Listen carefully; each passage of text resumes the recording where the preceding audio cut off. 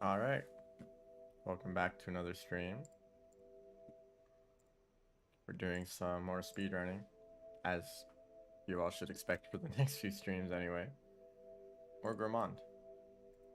But the stream is going to be different. We're not doing the same exact kind of speedrun. I don't even have splits open, and you can see that I have a lot more mods enabled. So I'd like to explain a bit of what this stream is going to be. This is like more... It is like more practice. I'm not actually going for attempts, I just want to improve for the future when I do actual attempts, which might be next stream.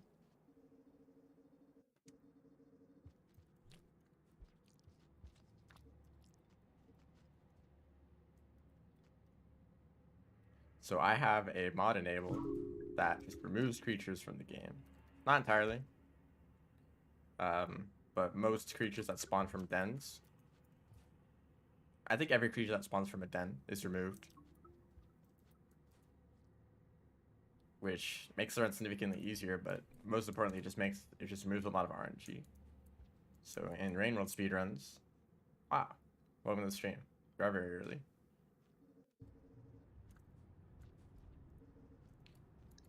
So in most speedruns, also like batflies aren't removed. There's a few creatures kind of like that. They're not really counted as creatures.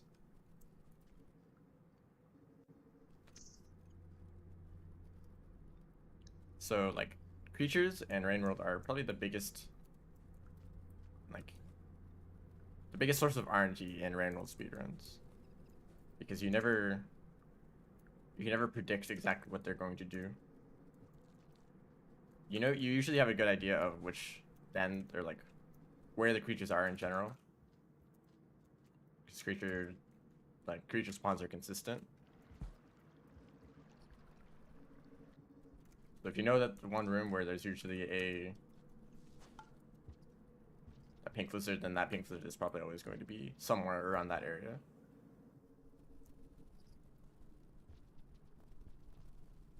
But that, because of the variance of where that pink lizard could be, they might be directly in your path, which would slow you down considerably for a speedrun. Or it could just be in a room that you never visit, so it's not a problem at all. As you can see, this room is usually filled with lantern mice, but there's nothing here. And so the main purpose of this mod for doing speedruns is that it can let me practice the movement without having to worry about randomness. Because I'd say there's like two main aspects for a random speedrun. There's the like randomness, and there's the execution, which is this is kind of the case for like all speedruns. To get a good run, you want to be very lucky, and you want to execute all the movement as well as you can. And of course, your execution is based on the amount of practice that you do. The more that you practice the movement, and the better you are at the game in general, the more consistent you will be. But luck you don't really have any influence over. You can kind of choose certain strategies that are more consistent than others, but that can also sacrifice time. There may be a strategy that saves a lot of time, but only has a small chance of working when that happens.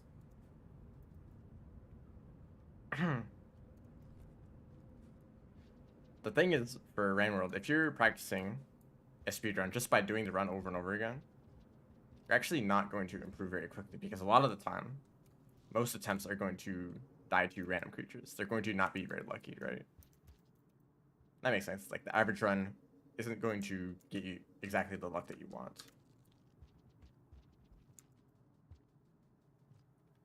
And that means that for the later parts of the run, you can't practice the execution as much.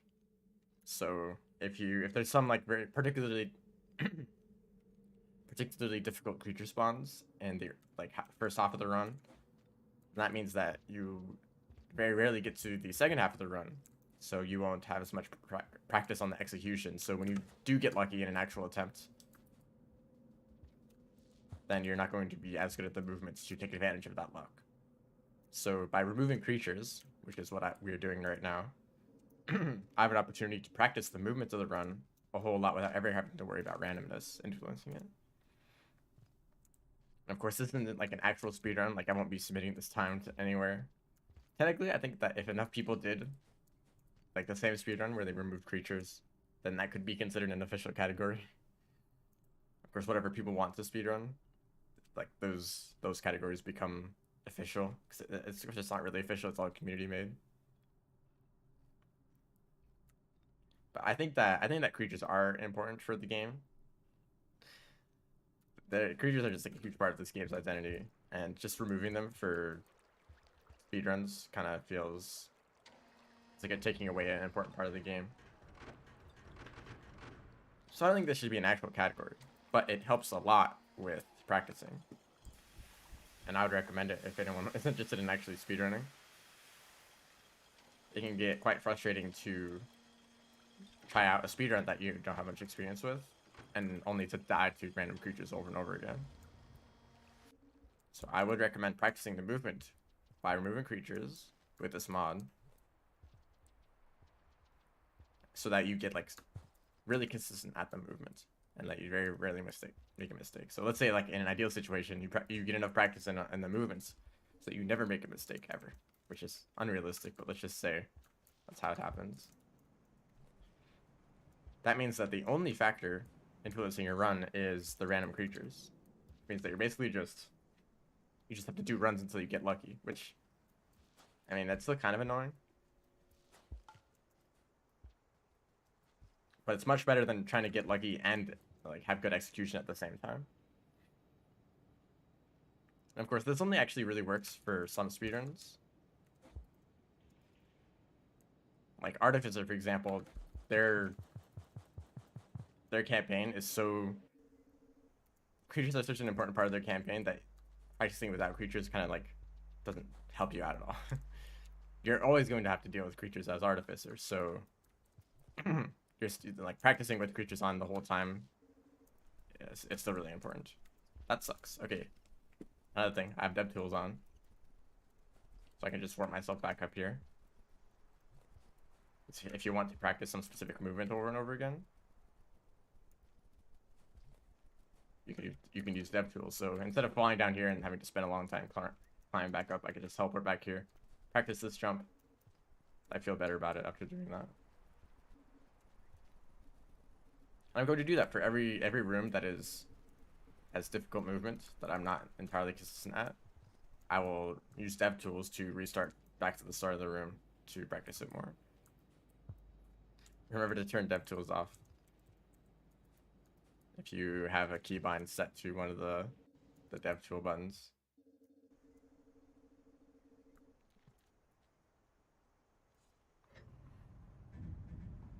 And just having dev tools on can kind of streamline the whole like practicing experience, because usually you karma cache here, but I don't need to do that. I can just give myself food with the dev tools, because of course you don't really need to practice karma caching, so I might as well just speed it up a little bit. There we go. Unfortunately, there's no dev tool command for just giving yourself karma levels, unless there is, and I'm not aware of it.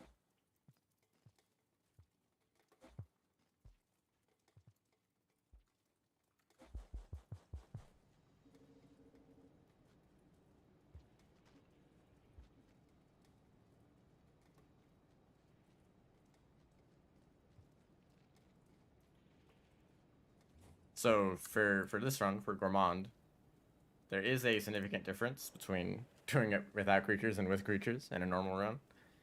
And that's the Vulture Mask, because these next few areas... First of all, there's a blue lizard in here in Industrial. There's a... Well, pretty much just that blue lizard. There's a random chance that there's some other random lizards. But the entirety of Chimney Canopy and the wall are completely filled with lizards, as well as the rest of Industrial and Outskirts and so on. Once you're going back through, after seeing Pebbles, once you're going back to Outer Expanse, there's even more lizards over there. So I think it's worth it to get a Vulture Mask. I think like in a super ideal situation, you never deal with lizards and you don't need a Vulture Mask, but that's completely unrealistic. So I think getting a Vulture Mask will be part of the route, which means that there's a big difference between this and a real attempt.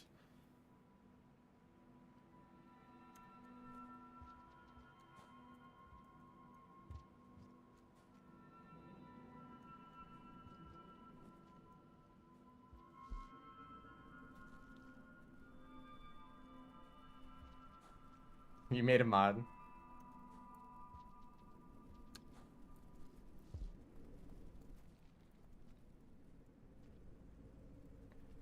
Maybe I'll try that out for this stream. Because I'm already using a bunch of other mods to help out with practice.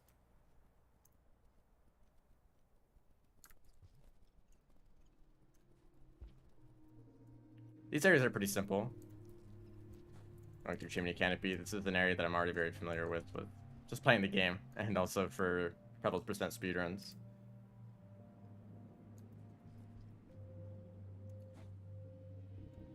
And the movement with Gourmand is not that different, although usually you use a spear right here. If you have a spear, of course. I want to try that again. You can do a jump here to spear the left wall and jump up. There we go. But as Gourmand, I don't think it's worth it because you run out of stamina. You run out of stamina instantly, and then you can't continue movement as fast. Or maybe it's still worth it.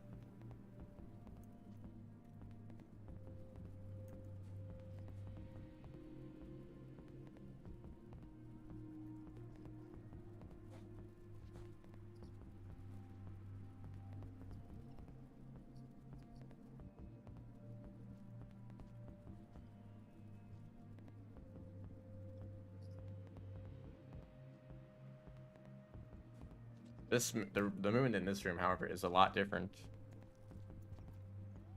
It's very different compared to Survivor's route through it, or like most slug cuts, because climbing up pulls is much slower as Gourmand, so you want to use pipes as much as possible. Rivulet can move so quickly that you just jump across the poles and you never touch the pipes at all. I don't even know if pole hopping loses you stamina as Gourmand. I guess that's something I could test with that mod. Like, that's just the kind of stuff that I want to see. Like, if there's any specific action that drains a lot more stamina than I think it does. Like, maybe throwing items costs a lot of stamina. Or maybe there's some way to move while maintaining stamina. I know that you can at crawl, I think.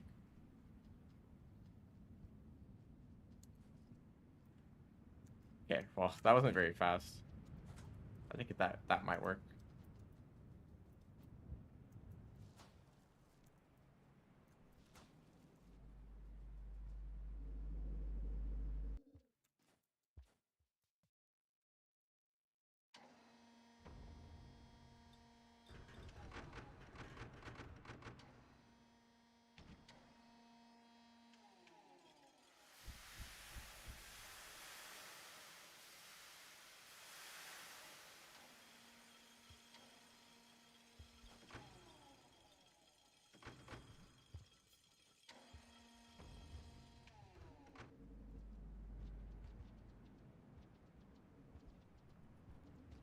I've also remembered to actually turn on the speedrun timer for this. Because unfortunately I did not have it on for the last stream that I did. If I did, then I would be able to compare my times with this against that run. Of course, it's not a fair comparison, but kind of nice to know what like a perfect pace might look like. I mean, I would need perfect movement to do that. But it was actually when I was doing a run similar to this as Rivulets, where I learned that a sub 30 was definitely possible.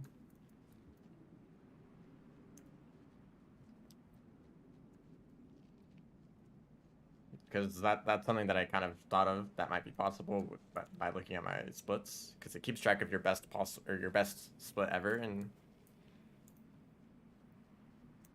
So like a full run you might like mess up in some areas, or you'll be faster in some other ones. But you can, like, over the course of many runs, you can look at your best split in every single area. Not exactly sure what's up with that jump you can do there. Oh yeah, I need to grab a spear. Hold up, let's actually just restart this room.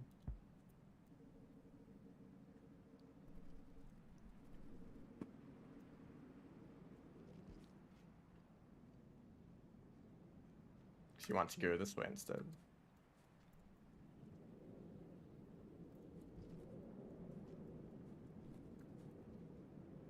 I think it's probably faster to go up this pipe instead of through the tunnel on the right side. Also, it's a very convenient spot for a spear to be in. Unless you do that. Oh, dev tools. I remember to turn those off after a bit.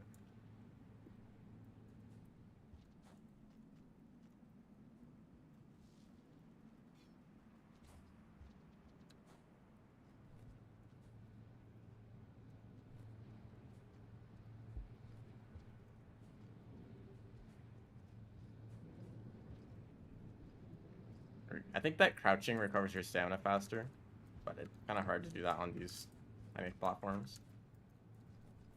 There we go.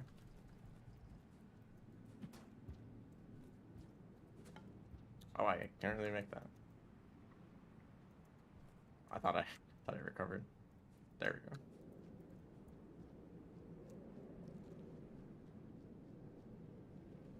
Thought all could have been a lot cleaner.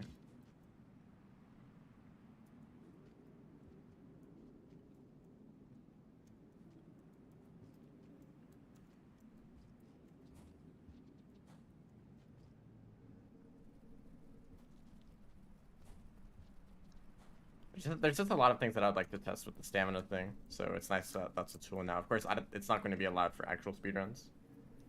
You'd be able to perfectly stop moving exactly when your stamina is about to run out, so they don't have the penalty. I believe it recharges a lot faster if you... Well, you know, the more things to test with that mod, I suppose. Yeah, it would be an unfair advantage.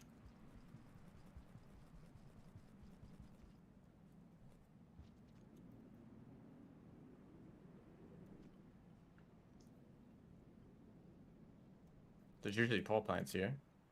Even they are removed because they come from dens. Any creature that comes from a den is removed by this mod.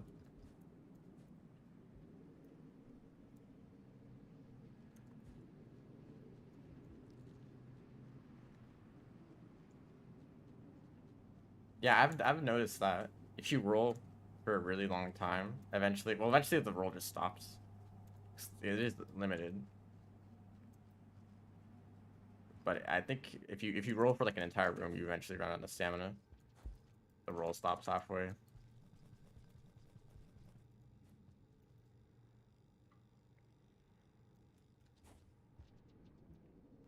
I guess it's situations like that where I should try the turnaround start a roll. I guess that's actually something I should try to practice. Because you want to crouch to recover stamina, right? But from a crouch, if you can start a roll, then that's a good way to immediately start moving. To test that out. That's what the stream is for. Just testing out various things that might improve the speedrun. As well as just practicing it in general.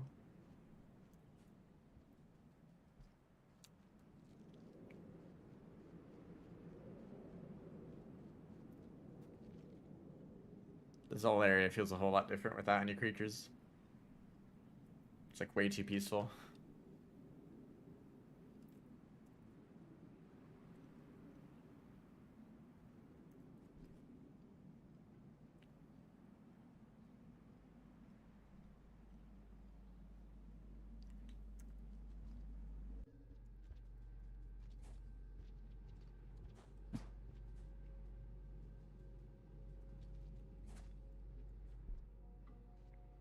I'll recover my stamina before doing that. Another thing that I've been wondering is being in a tunnel.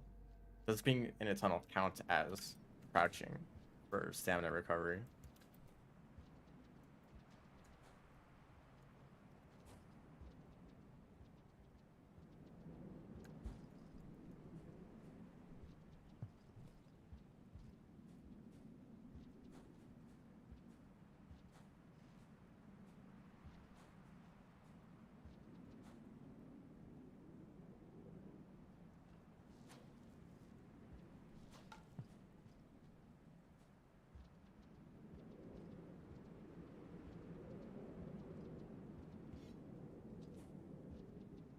I'm gonna check the code.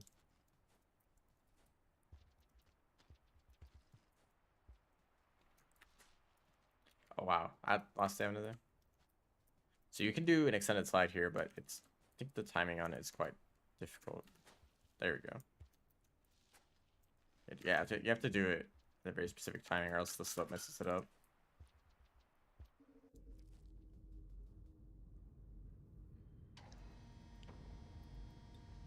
Oh, hold up.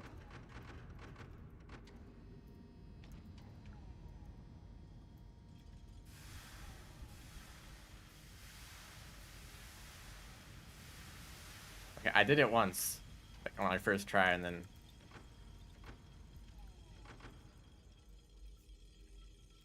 Okay, I'll have to practice that on its own. It'd also help if I knew the exact sequence of inputs that you have to do. I guess something that can kind of... Well, never mind.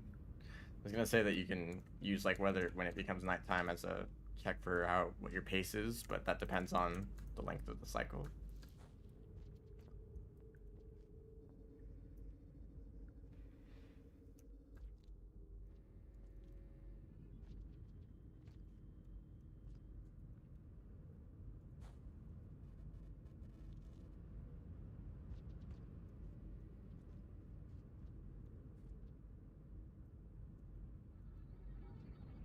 You want to slide down the wall a little bit before jumping down, and that lines you up to...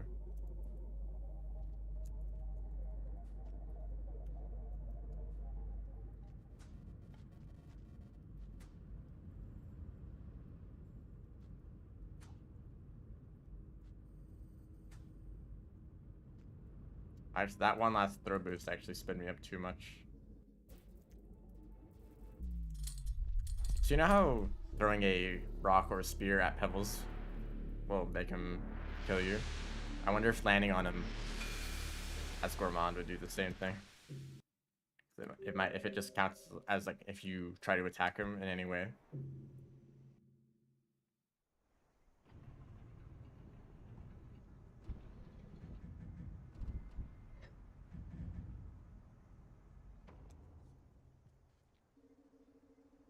Okay, hold up, that's interesting. So if you're crawling, it's higher, and if you're not moving, it's crippled. So there's some some amount of like passive stamina recovery. I assume that it works if you're like standing or if you're just walking. You probably gain stamina by just walking. And the more you like jump around and do other kinds of movements, that's what actually brings your stamina down. It's always going up, but just the recovery rate while you're not moving is significantly increased. Okay, hold up. This is one of those rooms that I wanted to test out. If you do like a throw boost or an extended slide like right here. Actually, let's just see. Can I? Okay. I was wondering if you could just make it with one extended slide. But if I jump at the end there, if I actually do an extended slide first.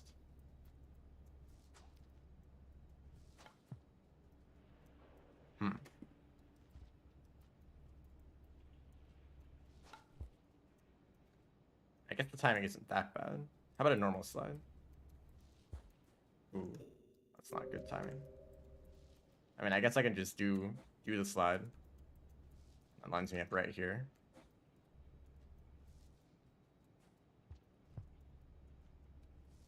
That's probably faster. Ooh, but you kind of slow down a lot once the slide is finished. I guess you could try to space out the pounce or something like that. Whoops.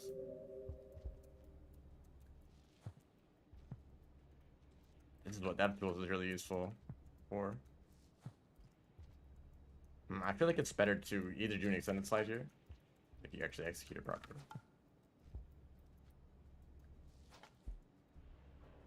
Or stamina. That time I kind of just made it already.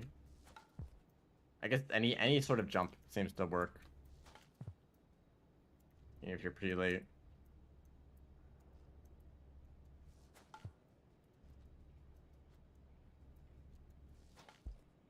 Not if you do a wall jump though.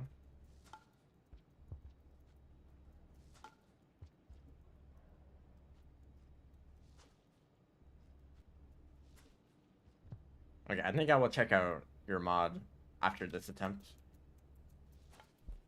So once I make it to Outer Expanse.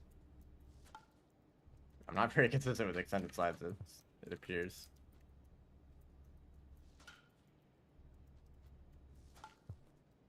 Yeah, you have to jump a little bit early just so that you don't do a wall jump there. And then you can just do another slide immediately afterwards. And this was another thing that I wanted to test out. You can do a extended slide and jump all the way to that next platform. It doesn't really look that close there. Maybe I have to like delay it a bit, so let's do one slide and then the extended slide. See, that's a bit closer now.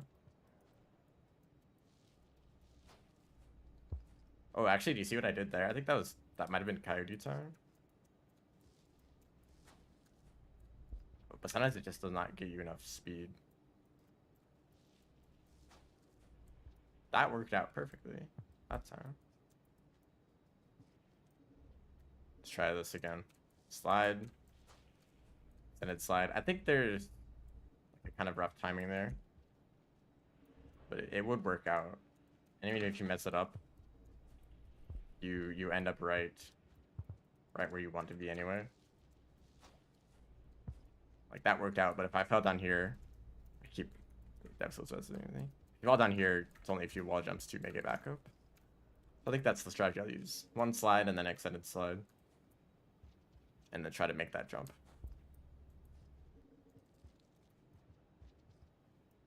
Also, it's probably better for this room if you just do one slide pounce. So 5 pounds, or it doesn't even have to be a pounce because that seemed to work out anyway. Okay, I'm happy with all that movement.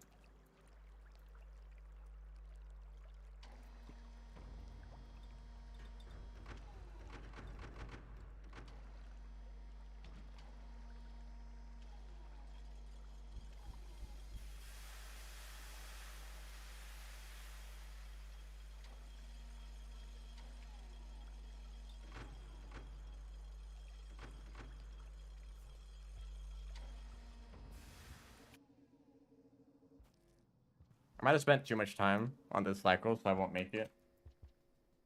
Although that doesn't really matter. If anything, that just means I get to practice this more.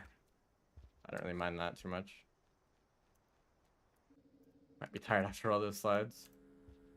It would suck if there was some sort of like permanent stamina, where if you did too much movement, you would lower your total amount of stamina. I don't think that is a thing. Even if you get tired, it'll just recover and just become like normal.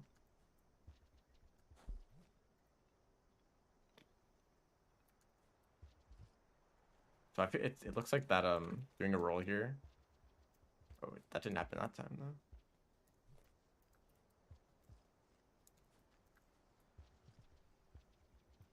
though. That isn't like entirely consistent.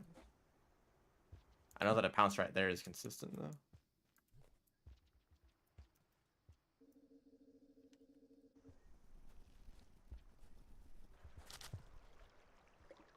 So I think that grabbing these fruit might be the best way to get food here, because you can eat them in a shelter or in a gate. I always mix those up for some reason.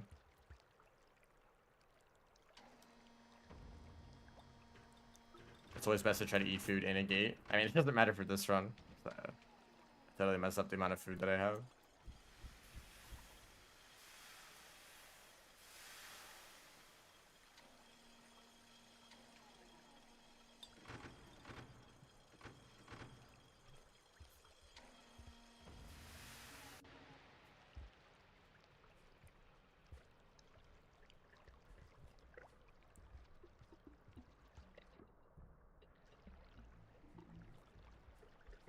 Yeah, okay. I didn't think it was a thing.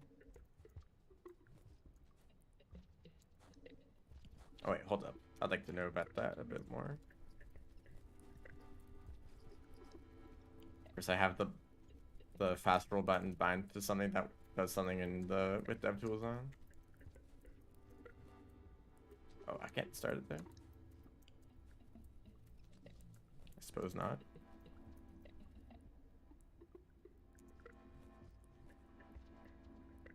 Okay, you can just roll over that. I guess if you do a pounce at the right time, it just gets you all the way over. So there's pretty much always lizards right here. It's not like RNG, it's like super consistent. Also, I'd like to figure out better movement for this room. Because if you can kind of do that, but then you don't make that jump right there.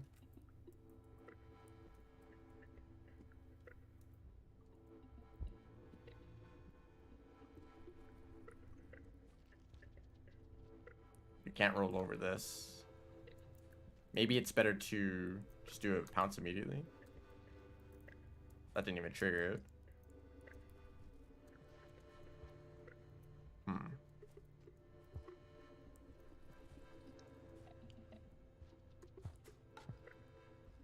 Didn't even work out.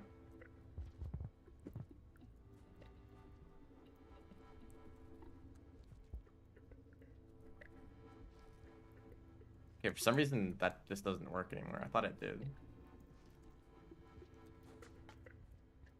Okay, that works. Do a throw boost there and grab onto the pole.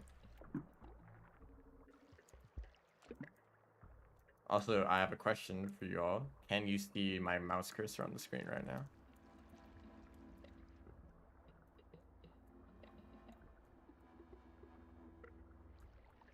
I know that in one of my streams, the cursor was there the whole time. But I think that might have been a problem with the game, like being windowed for some reason, or I don't know. There's something weird with that happened there. You can see it right here. All right. It's strange that Randworld sometimes has or shows a cursor over the screen and sometimes it doesn't.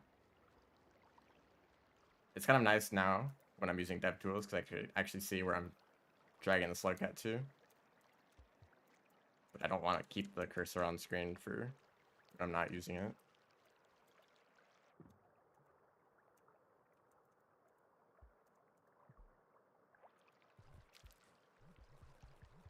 I assume that when I can see the cursor, you guys can too, and when I don't see it, it does not render at all.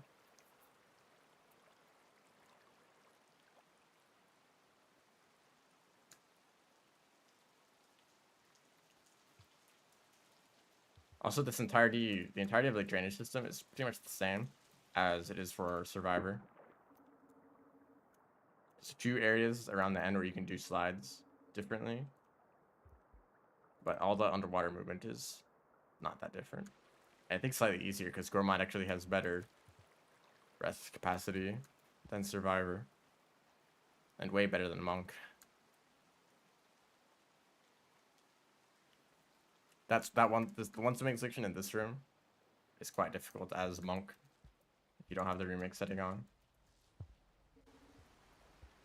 I think it's about to rain too.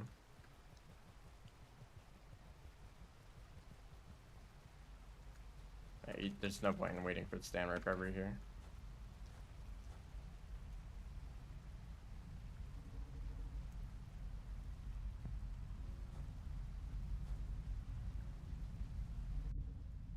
This room is very different because you can do a lot of slide bounces here as Survivor, not as Gourmand though.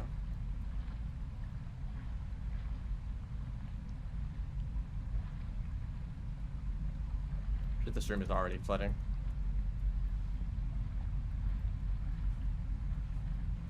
Yeah, okay.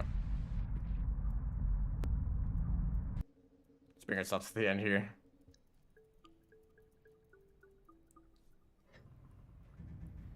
Nice thing about DevTools, once again, I want to practice the later parts of the run. I don't really feel like I need to practice these rooms in drainage, so I don't mind just skipping them with DevTools.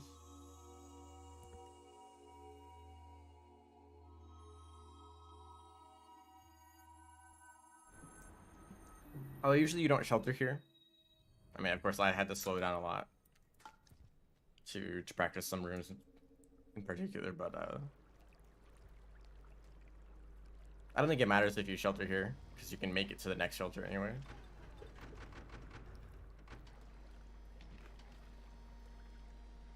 Or you can make it to outer expanse before it rains.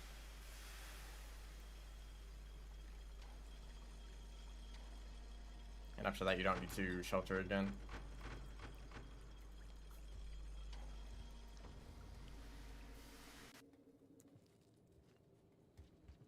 So usually I would eat the fruit there. I think I still will for actual speedruns. But those fruit that you pass in outskirts, I think those are worth picking up. And then you only need to get 1 or 2 fruit from here.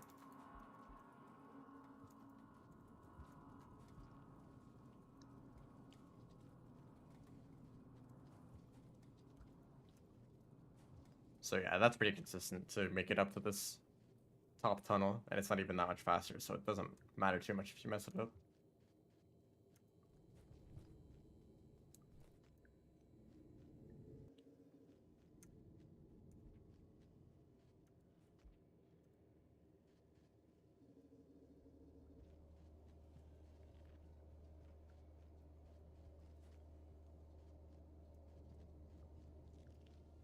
Normally I would take that shelter right here.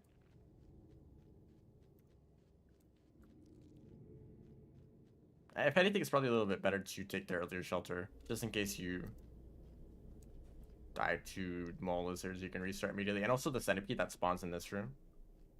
Actually, that might be a great reason. Let's see if we can make it to outer expanse. Or past Sunken Pier, specifically. Okay, I can't make this jump. If you have a spear, you can do that, but then you lose stamina. So maybe it's worth it to just take this route all the time, especially since you can do this.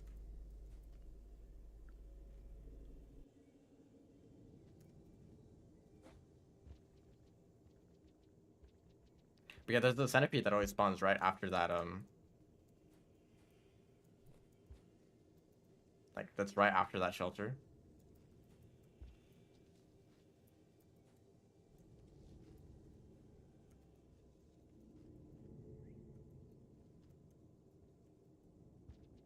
There we go. That's the roll that I wanted to do. And you can do that to consistently get past that worm grass. How's the speedrun? It's alright. I mean, this isn't an actual speedrun. This is more of like a practice attempt where I'm using various mods to make it a lot easier so that I can focus on getting consistent at the movement instead of worrying about RNG. So this is an area that is interesting. I'm gonna try to only... Actually, never mind. I have a new crafting recipe for grapple worm here that I want to test out. So you can just roll up this entire thing. Grab the karma flower here. You'd want to craft that earlier so that you can keep the ultra mask that you're usually carrying at this point.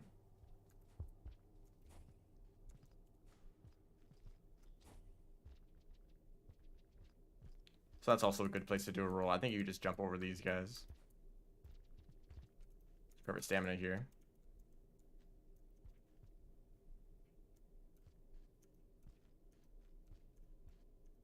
Sound more pleasant.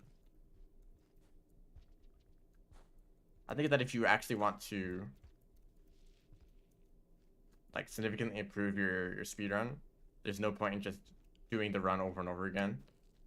Doing like dedicated practice like this is probably like one of the better ways to improve. It's definitely what helped me improve for the Rivulet speedrun that I did.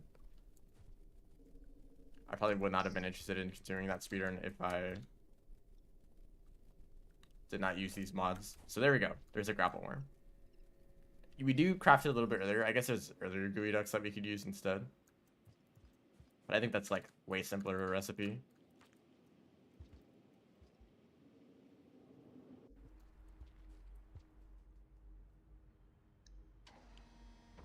No extra region in pipes. Okay, so it's probably always better to, if you're like out of stamina, crouch, recover, and then enter the tunnel.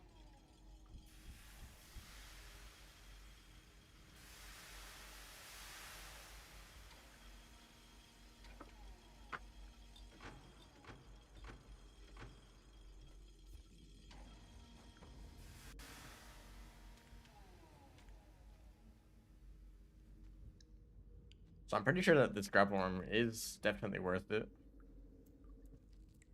speedruns. Rooms like this are good places for it.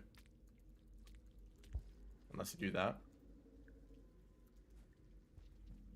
Probably better to do rolls unless there's a jump like that you wouldn't be able to make otherwise.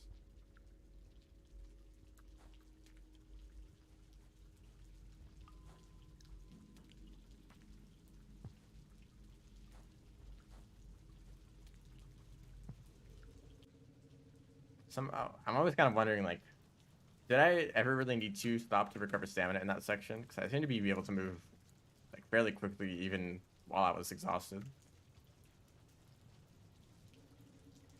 Hello, welcome to the stream. And then, I guess, like, here's the main reason that I'd like to do this kind of practice.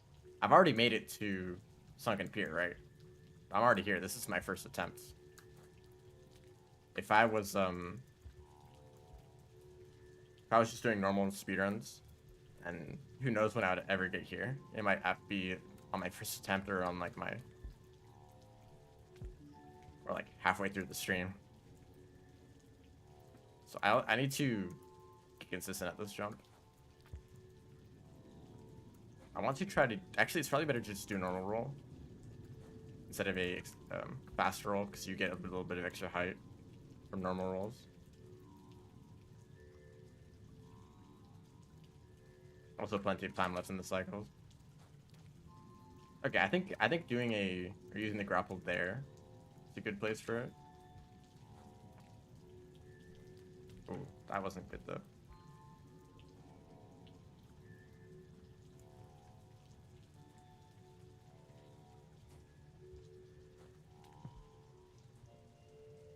Okay, well, I'm fine with that.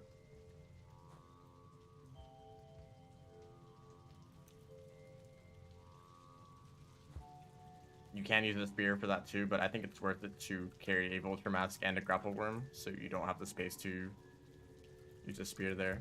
Also, I'm curious. Can you make it up here? It's like kind of janky. It's probably faster to just, I mean, it's definitely faster to just go down here and do this instead. One of the areas where it saves a ton of time. This is just a wall. You can't even go over there. So then you want to go into this pipe and you're right here. Okay. Actually, let's practice that again, just to be confident. You want to make Gourmand have a tongue like Saints? That should definitely be a thing in expedition mode.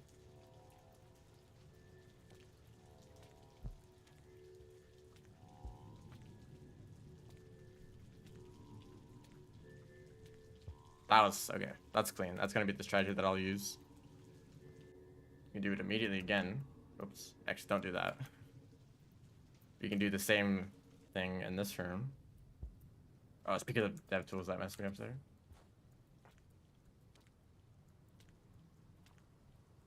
Ooh. Okay, I didn't like that though.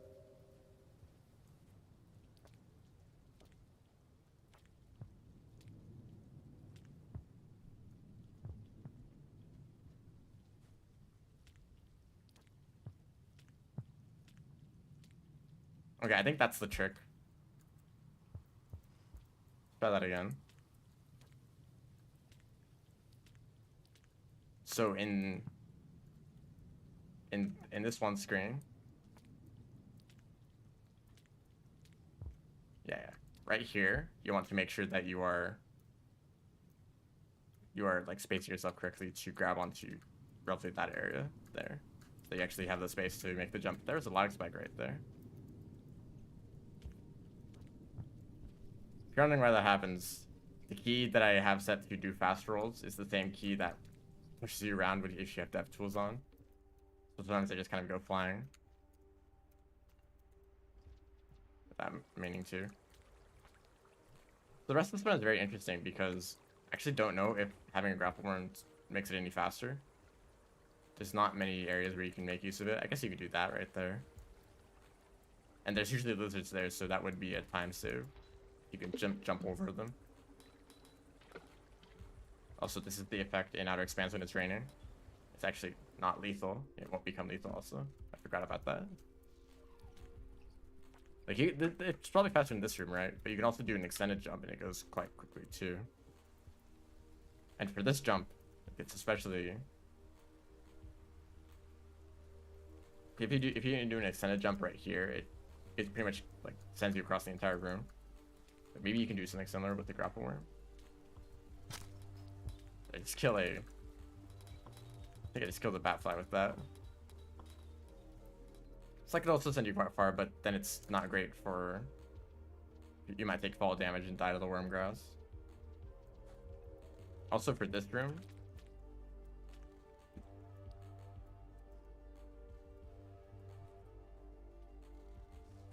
I messed it up. You could just do like one extended slide across the whole thing. So I want to do that, and there's a few rooms where you can do that actually.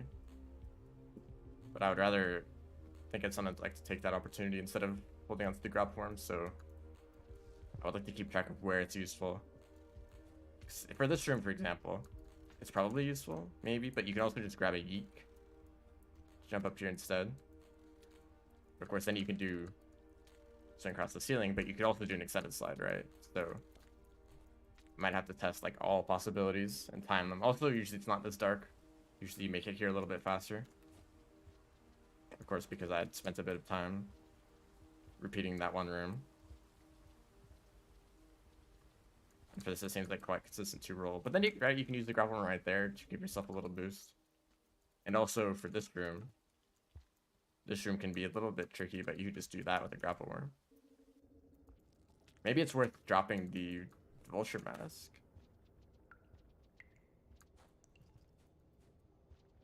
But there's also like a few more lizards that are on the end of this area that can be quite problematic.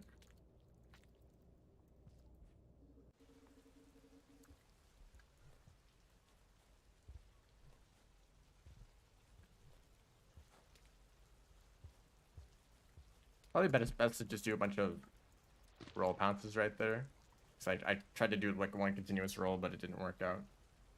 Radioactive worm grass. Yeah, they look really green. Oh, hold up. There's another thing I'd like to test here. So instead of going into that pipe, let's head over here instead.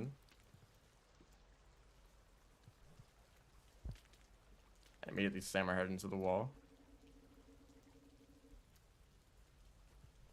You could actually probably do something. Just jump over there with the grapple worm. Let's get rid of dev tools.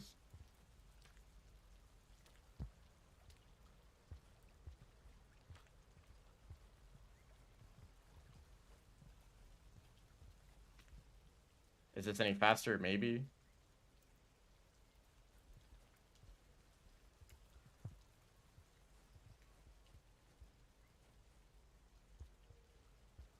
That might be better. Oh, I always forget about that.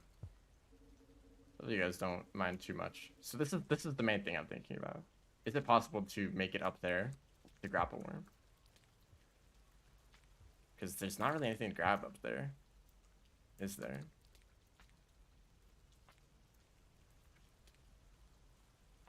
No, it doesn't seem like it.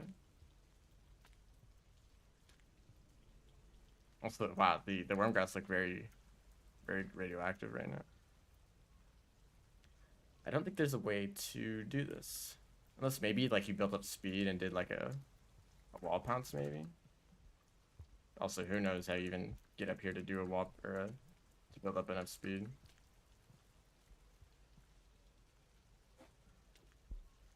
Yeah, I don't think that this is reasonable. Let's just do the other strategy.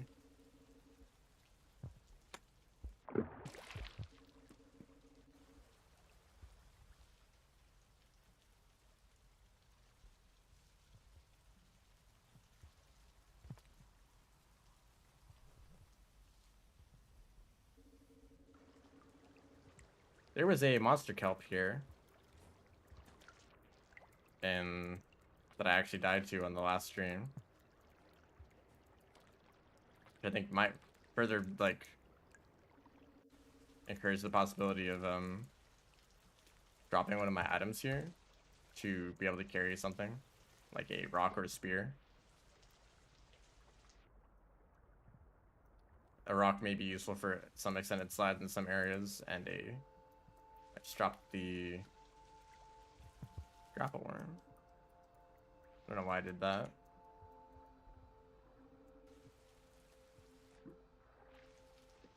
Oh, they're dead. That's why. Why did they die? I don't know.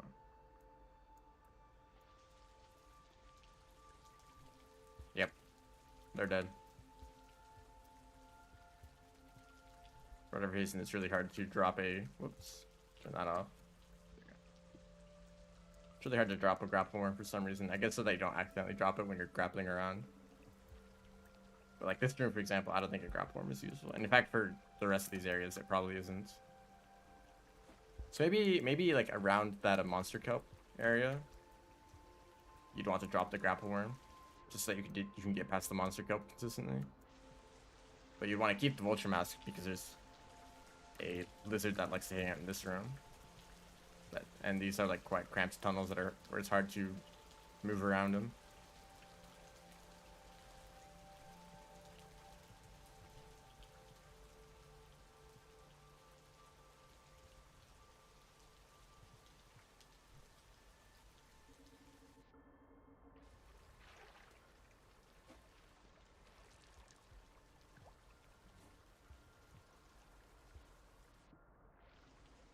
And there's not really any ceilings in this area to use a grapple worm.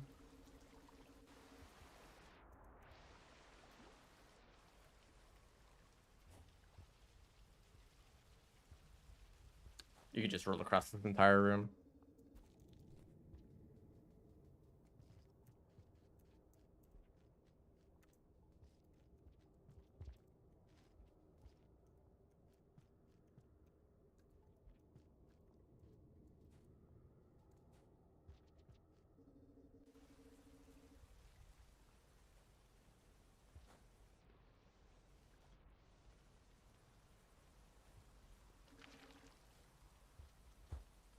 Outer Expanse is really a great region. Just that it can like rain without being lethal. And also like get dark like this, like it's nighttime. Kind of gives the whole area a really different aesthetic.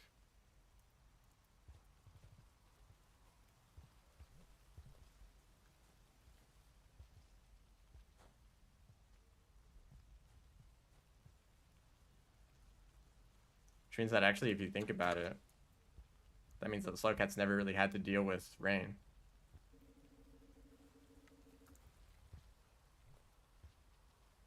They were always only ever had to deal with this light rain that doesn't actually kill them.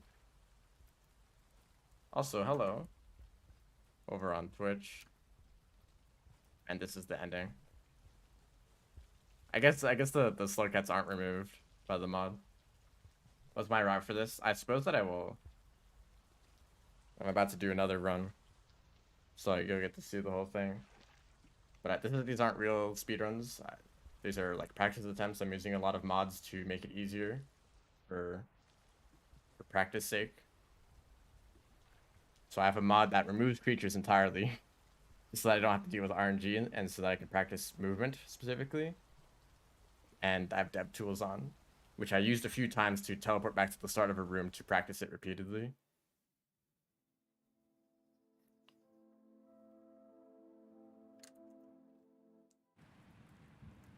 I think for the past stream that I did, and as well as I think the next stream, I'll actually be doing like real speedrun attempts. I'm aiming for something in the low 40s. I think that's something possible.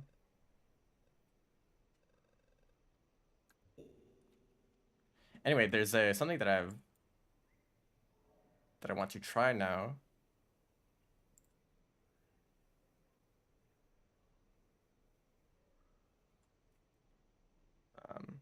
There's a mod that shows you the stamina that Gourmand has, and I'd like to have that for these practice runs.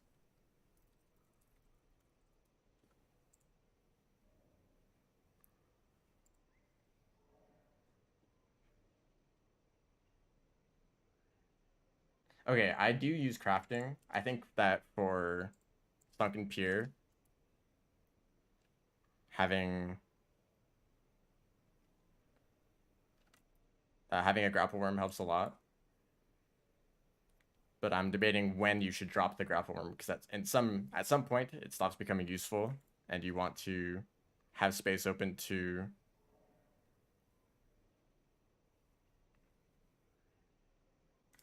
like throw stuff because there's a kelp that gets in the way that's quite hard to deal with if you don't have any space to throw rocks and stuff. And I usually use a vulture mask too.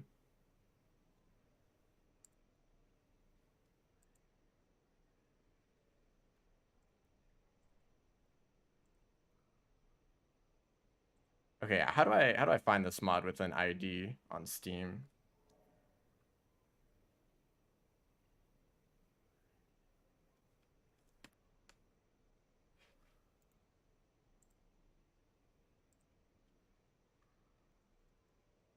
Oh, hold up. I think I might.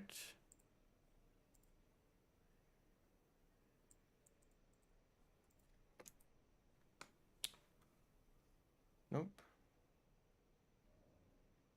Swap ID in the file details URL. I don't know what that means.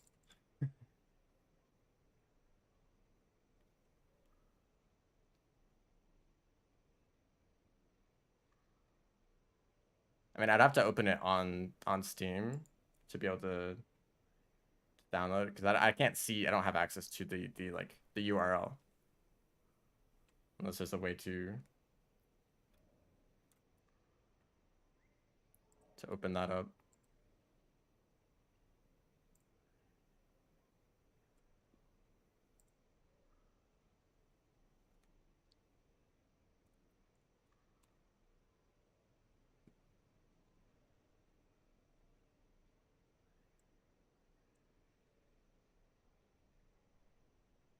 I don't see it.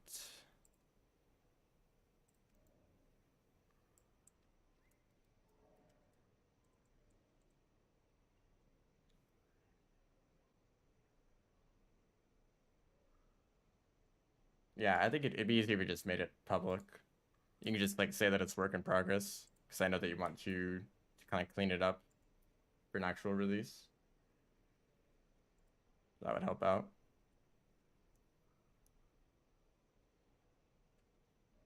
Also, I think I will have to restart the game to get this.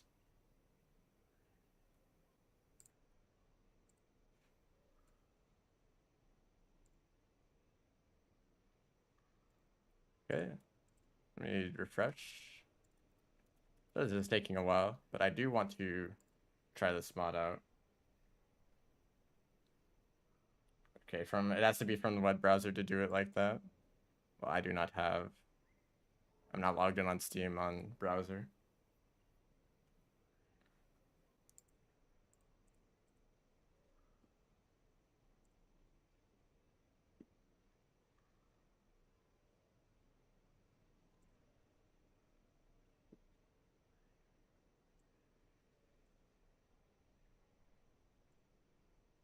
It is yet to update. Hold up. All right, let me close the game. This means that you'll get to stare at a nice, completely blank screen for a bit. Yeah, it might take a while to update.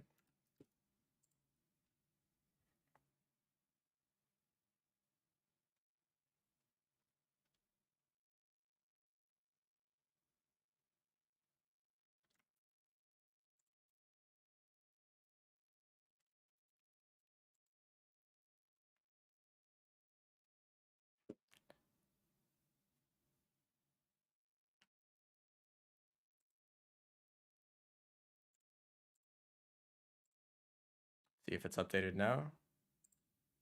Nope.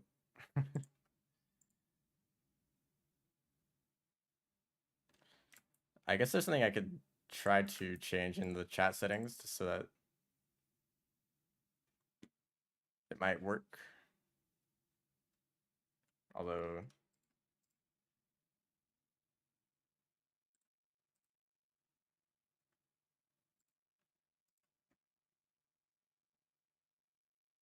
okay, try posting the link again.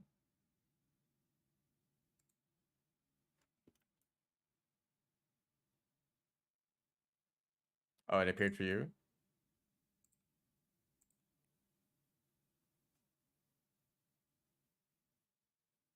Oh, there it is. Okay.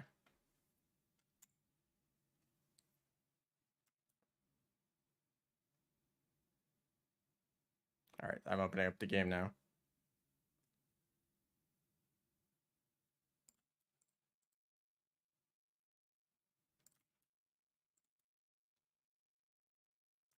All right, I hope you all enjoyed that black screen, but it is...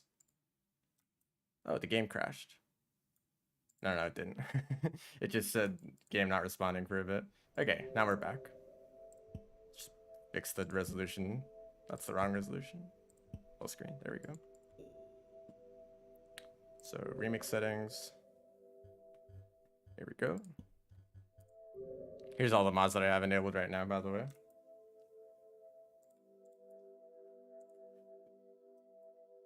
Oh, I might have to immediately close the game again.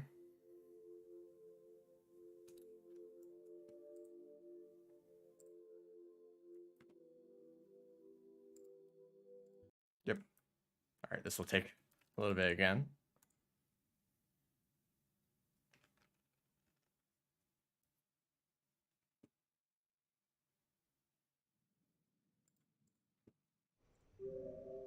All right, now we can actually get back into the game.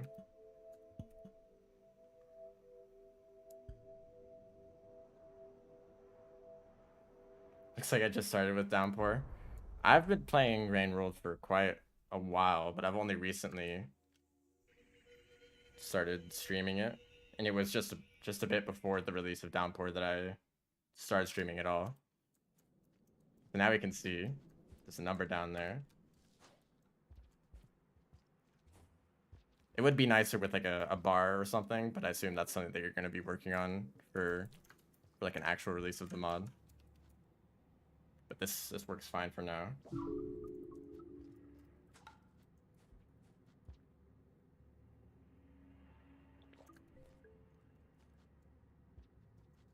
So I usually make meals to get food at the beginning. I don't know if it's faster just to eat individually or to go and try to grab the big slime molds. Oh, also, let's move this down here.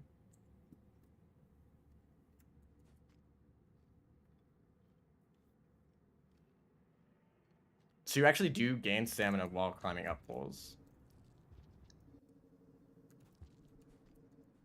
I thought that it would lower your total amount. Yeah, I'm gaining stamina right now.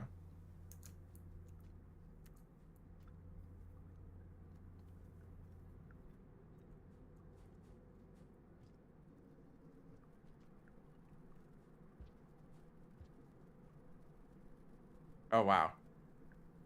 So this is actually this is very interesting.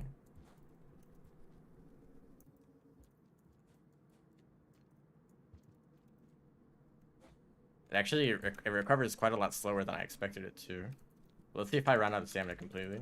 Just jumping around.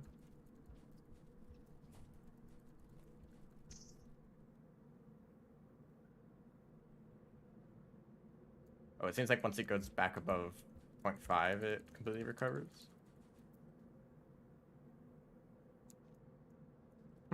That's interesting. Also, I forgot the strategy. Paying too much attention to the stamina. Not actually doing the...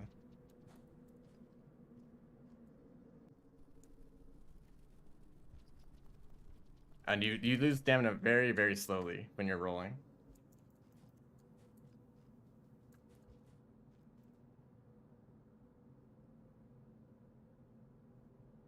I think it actually kind of looks like it'd be faster to just run out of stamina first and then recover instead of...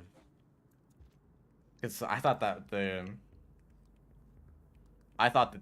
strategy, the main strategy for Gourmand would be to take breaks every once in a while to never become like fully exhausted. But it seems like if you become fully exhausted, then you recover stamina even faster. So maybe you should just always try to move as quickly as you can. and just take that little penalty. Oh, but you recover very slowly when you're not like crouching on flat ground. But it seems like you're pretty much always only going to be working with 0.5 stamina. You never really have enough time to go all the way back up to 1.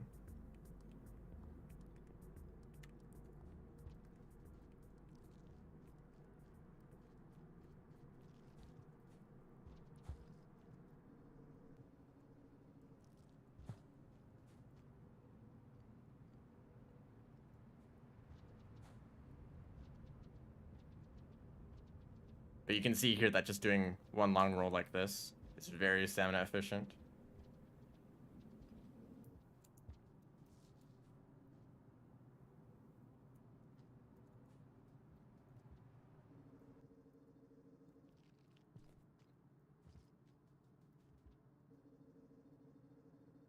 There's one change, honestly, I'd really like to see done to Gourmand, and that's to make stamina recover when you're in pipes.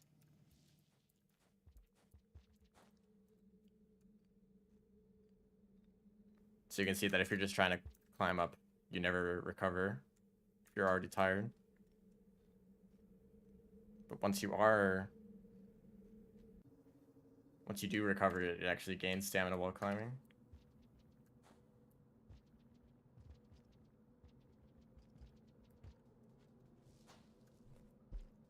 Oh, I can actually see why extended slides would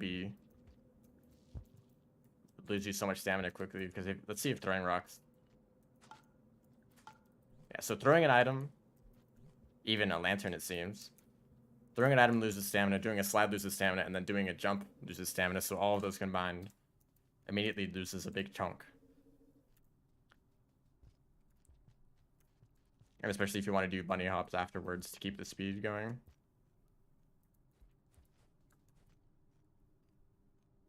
Stamina is affected by what creatures are around.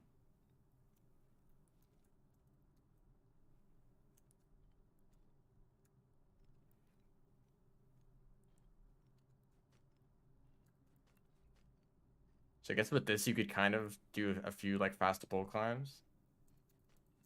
Oh, but it loses the stamina so quickly that you...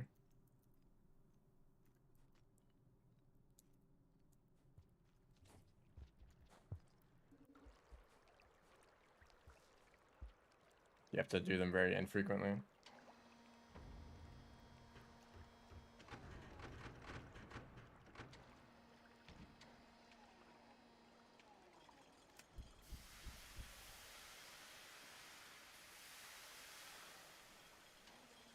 I don't know if I want to focus more on doing a good speedrun right now, or if I want to get a better feel for how stamina works. So if I want to improve my actual runs in the future... Also, I forgot to swallow this. If I want to improve actual runs in the future, I feel like understanding stamina would be the best way to go about that. Oh, it actually... You saw right there that I actually was losing... It seems like I was losing stamina at a much faster rate. It's actually test. I'll recover fully here.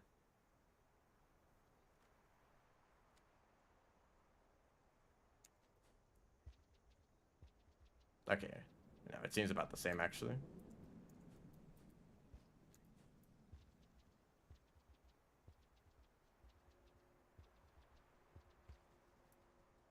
Eventually the roll just stop. It is not infinite.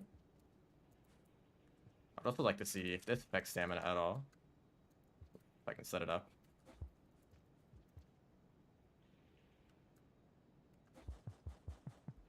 Actually, that does not affect stamina at all. So I guess if you ever want to do... It's always worth it to try to go for these wall pounces.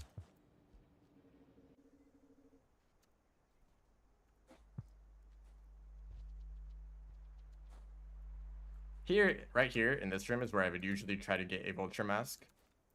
My strategy is to craft a bomb with the bat nips, and then stun a vulture with the bomb, and then hit them with a spear. Usually gives me which like stuns them for long enough to hit them with the spear again. It's not the fastest way to get a vulture mask, but it works. And vultures show up quite frequently in that room.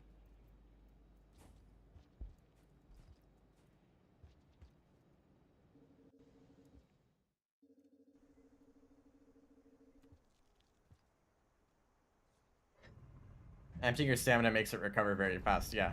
I think that is how it works.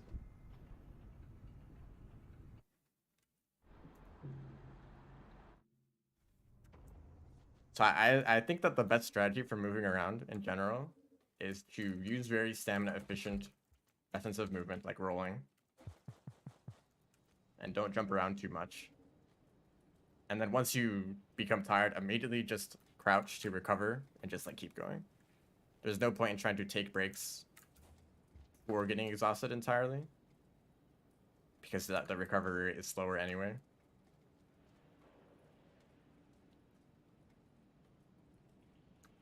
And also climbing poles is actually a rare opportunity to go above 0.5 stamina. Of course, you're going to run out during wall jumps like that.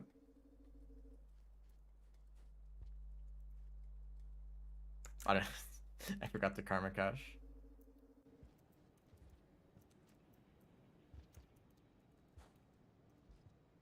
It's fine. I'll just use dev tools to speed things up.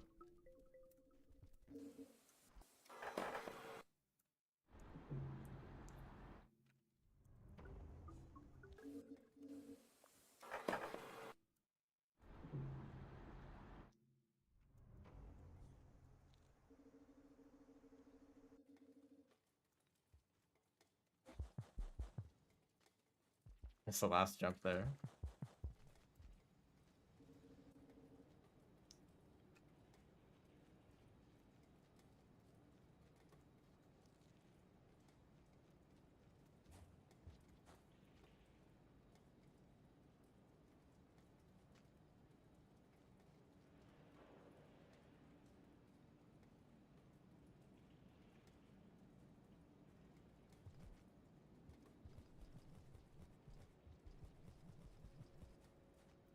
Stick in situations like that, if you have to do something after wall jumping, it's best to just try to recover immediately.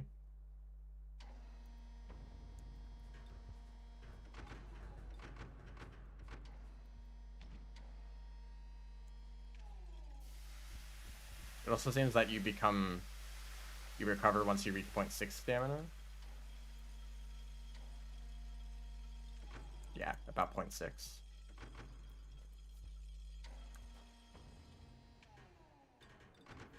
Which means that you can actually move around even more after recovering, because it seems like when moving around normally, I don't usually go above 0.5 stamina. Don't jump up all the way up here.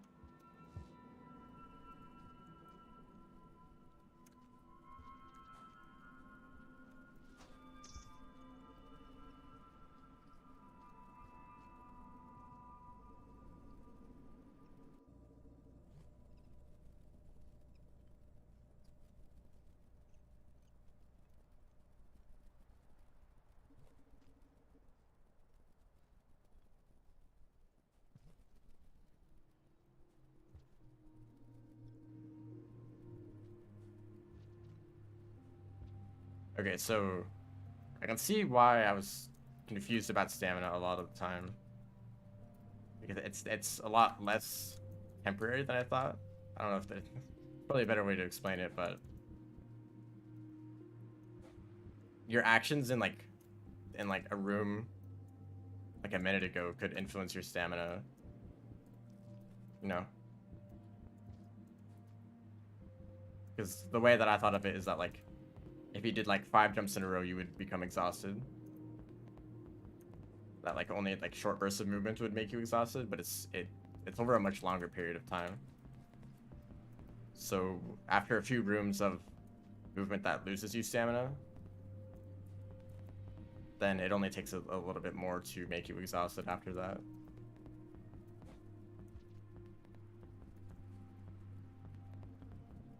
But I was always shocked. Like I would enter a room, do like 2 jumps, and immediately become exhausted, and like I was thinking like, why would only 2 jumps be enough for that? But it's because I was slowly losing stamina over the past few rooms. Also, pole hops do not lose any stamina at all. That's good to know. Is it good to know? Is our pole hops actually useful for this run? Probably not, because you're using these pipes anyway.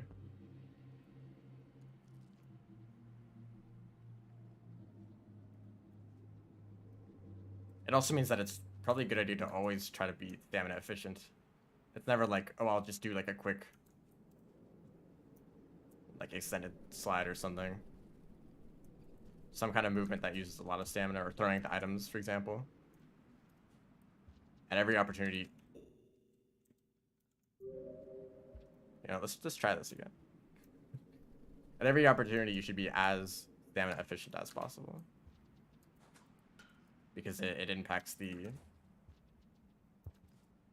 like, all of your movement kind of adds together in the end.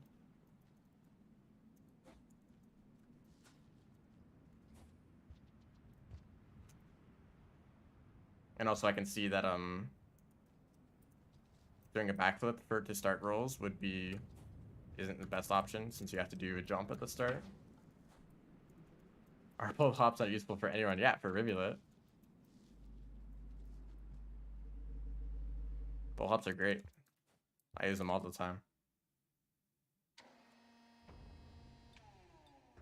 Also for Pebbles percent.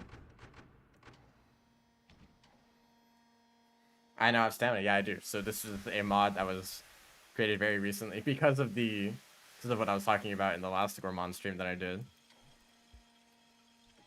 And it's turning out to be very useful. We're learning a lot about how Gourmand actually works.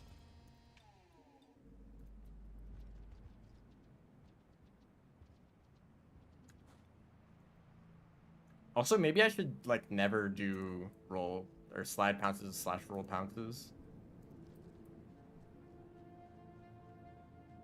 Because I could just like keep moving normally.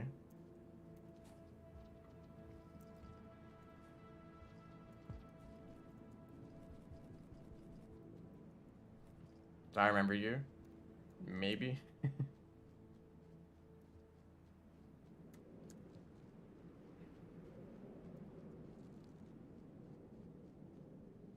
I usually recognize people in the chat by their profile pictures.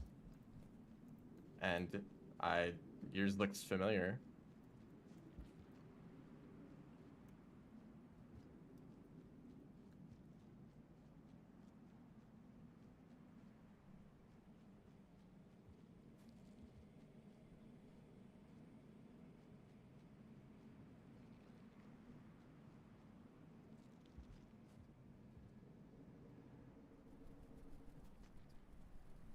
Pretty much all this movement here is super light on stamina.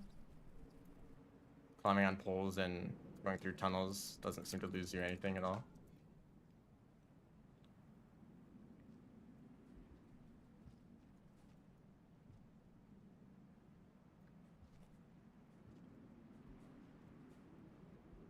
It's very much just jumping that loses the most stamina out of anything.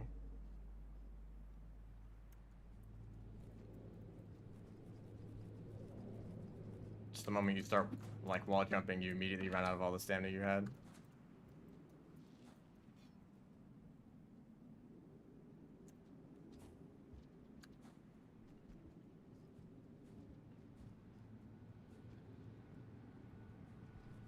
Whoops. Yeah, I really need to get better at this jump. Also, you should probably not worry about stamina there, because you have to do these wall jumps afterwards anyway. And then here you can recover.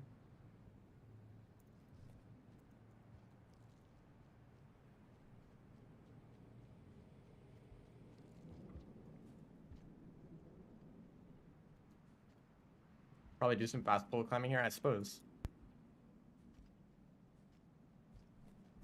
If you're not using much stamina, then you might as well. If that's all you're doing. But I suppose that like it's better to pounce than to do your normal jump.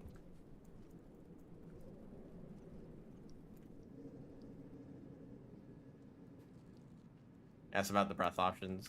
I do remember that.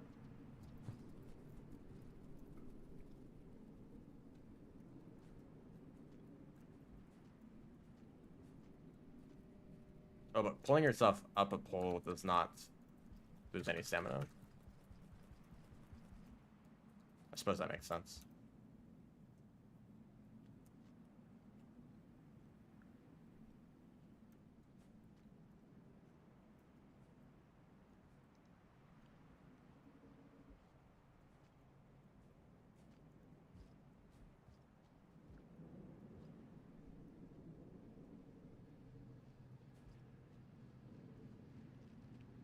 Oh wow, you recovered stamina very quickly inside of these tunnels. And the corner boost did not drain any stamina at all. I mean, I kind of already had an idea this was the case. So you usually never became exhausted in the middle of a pipe. I suppose, like, if you're going to do a wall jump ever, then you might as well just use all of your stamina because you don't need to maintain it.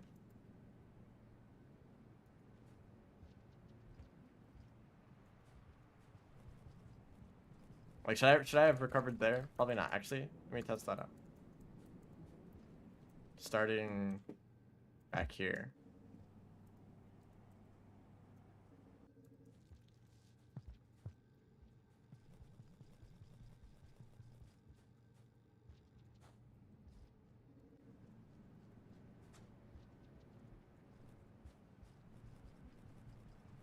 That might be faster than waiting to recover. And then you recover right here before climbing up the poles.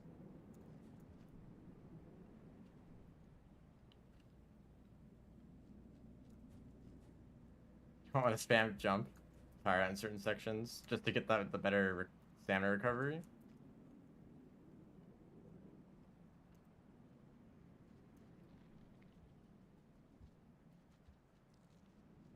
It's the route for speedruns. It depends on what speedrun you're doing.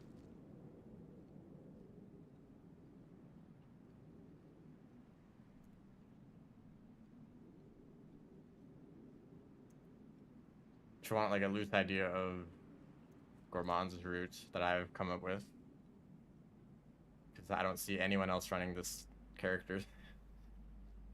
From, oh shoot, spear. I always forget. Actually, no.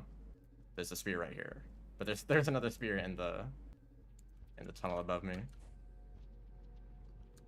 A loose route is from. Mess that up. Actually, you should probably just recover right here on the ground, so that you don't move slowly through the tunnels.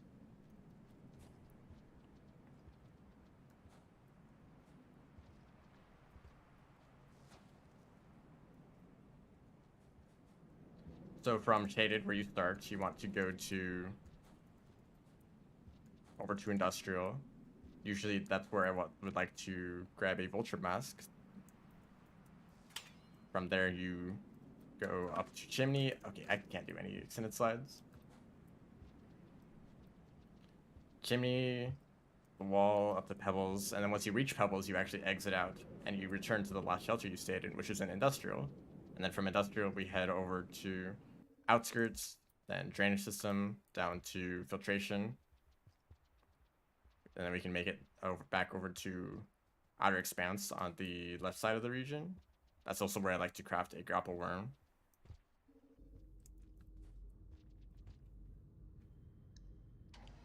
And then from there, we just have to make it over through outer expanse to get to the ending. And then for survival, for survivor, if you're asking, that route is pebbles percent. I think is the much more interesting route. From outskirts, you karma cache to get enough karma to make it all the way through industrial, chimney, and the wall in a single cycle. So you can make it up to pebbles, exit out of the game, and return to outskirts. And then from outskirts, we go to drainage and subterranean, and except instead of going to outer expanse, we go to the depth to get to the void sea. It's actually quite similar to this run. But of course you don't start shaded and you don't want to go to outer expanse at the end. Although there is a category for going to outer expanse. It's basically the same as Gourmand, except you start in outskirts and you don't need to go to pebbles first. Also, I don't know why I did it like that, but I guess it worked out. I have a strategy for going through that room, but I just didn't do it.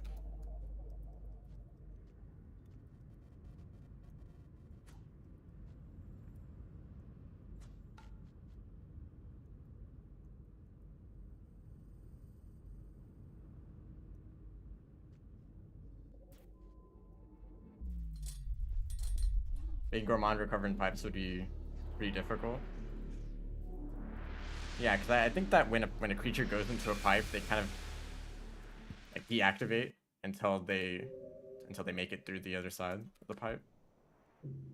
So I imagine that if the update function isn't being run, then you don't have an opportunity to recover stamina. But I suppose then maybe you could calculate it afterwards, like based on the length of the pipe, like increase your stamina by that amount once you exit.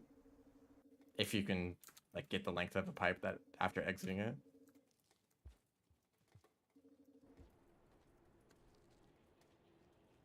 I'm pretty sure that the like an ideal run for Gourmand is around the like somewhere around 40 minutes.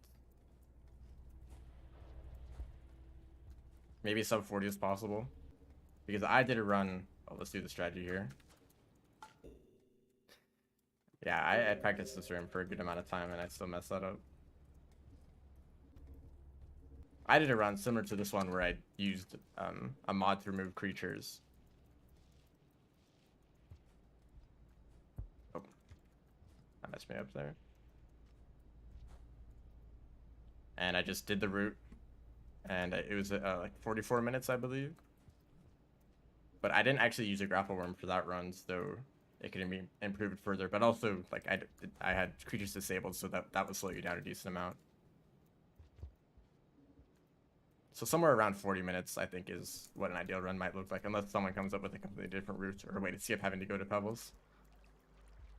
Although I imagine that would become its own category instead of like that'd be any percent instead of the story percent, because it seems like we want to like actually do their full story even if there's ways to skip it.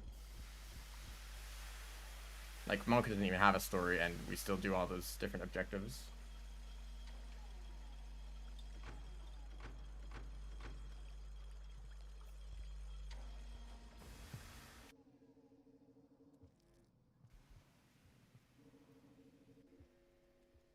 Wrong way.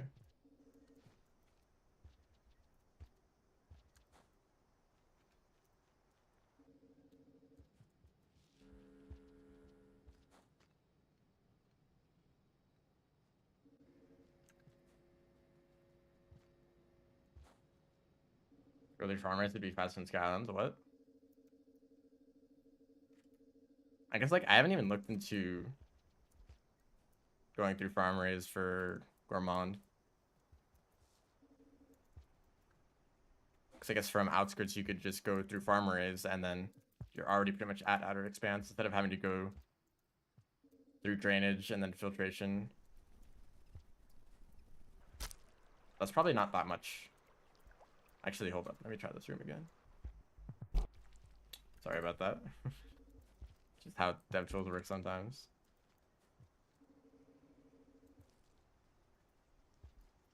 But I thought that having to deal with reindeer would pretty much never be faster.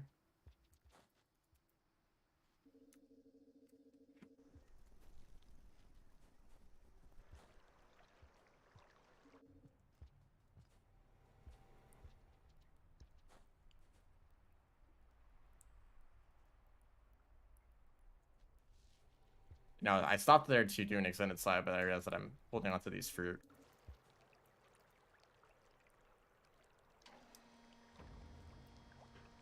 Oh, you thought I was going to go to farm rays.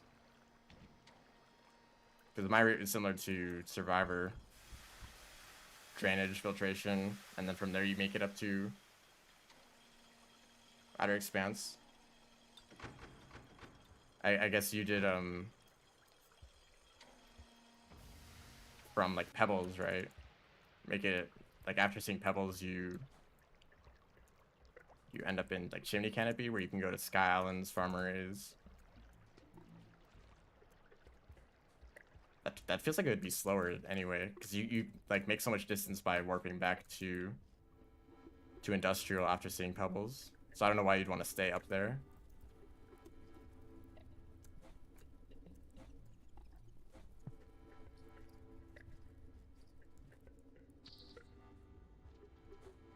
Okay, so it's always possible to grab onto that pole even if you don't throw boost.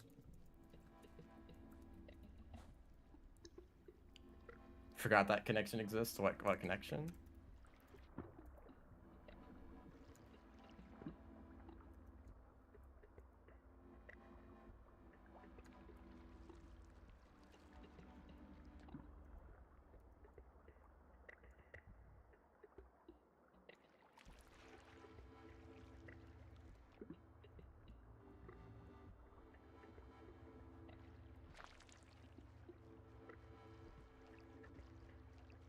do want to get to the upper subterranean. Oh yeah, because there's a few extra rooms that let you get from like filtration up into the part of subterranean that connects to outer expanse.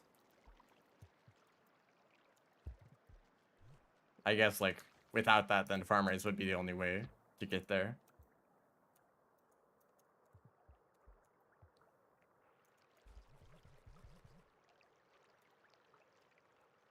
This area kind of sucks. You lose stamina from the wall jump, and then you have to climb up a pole. That's not that long.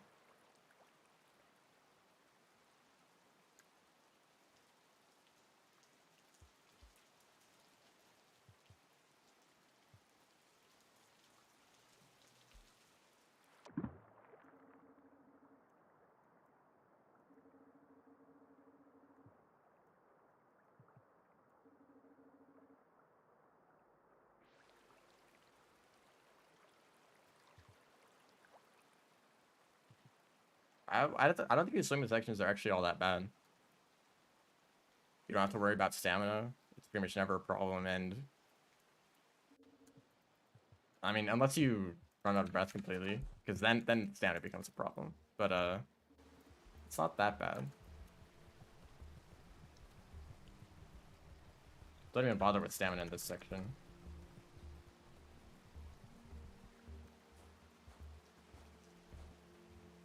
Now for this area, I don't actually know if it's better to recover stamina here. So you can do similar movement without being recovered. I guess it's nice for this area, although the wall jumps pretty much drain your stamina immediately, so probably no point. Ow. Yeah, you can move quite quickly while you're exhausted, so it's probably not something you have to worry about.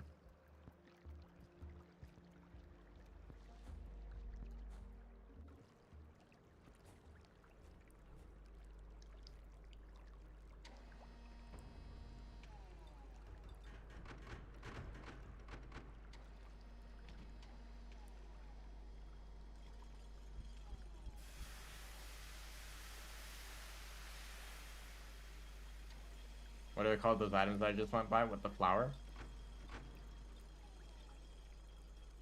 I don't know, I just call them flowers.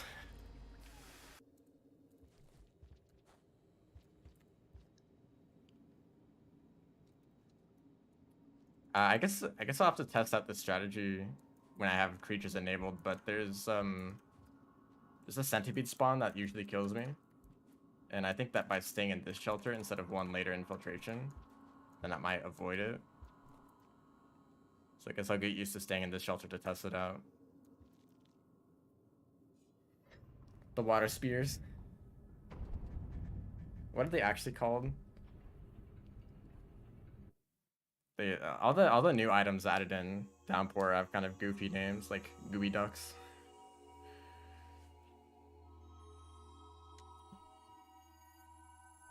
So I'll point out where the centipede usually spawns. Lilypucks. Yeah.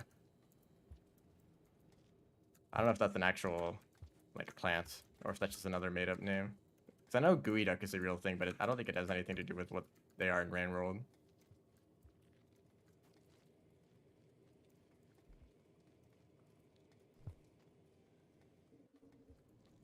Oh, I usually shoot, hold up.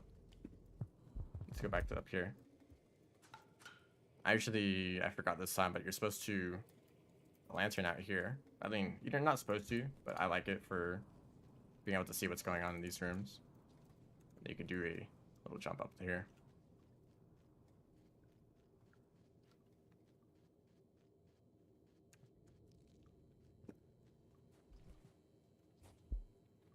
Nice dev tools.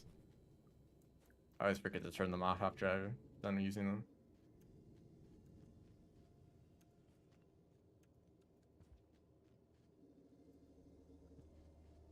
So my previous strategy was to stay in the shelter right here, in this room.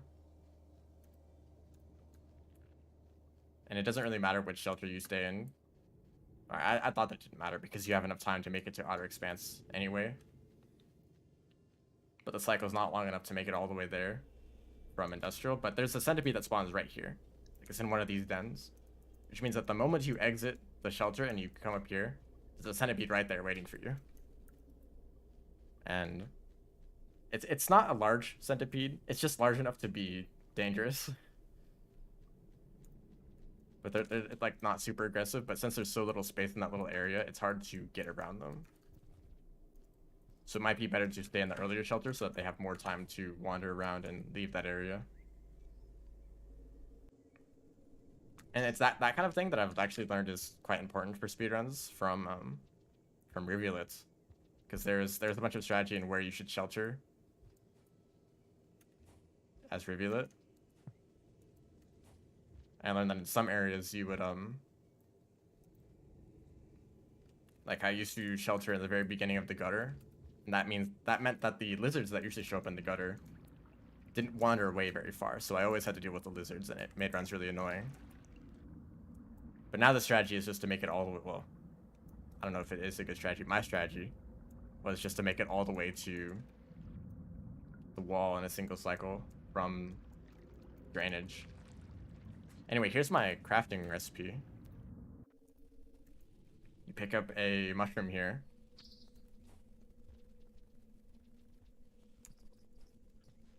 And then you pick up this karma flower. Craft that into a noodle fly egg.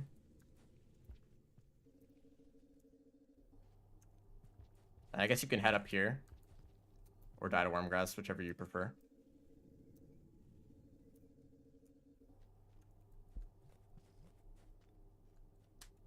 There's also gooey ducks later if you want to do that instead.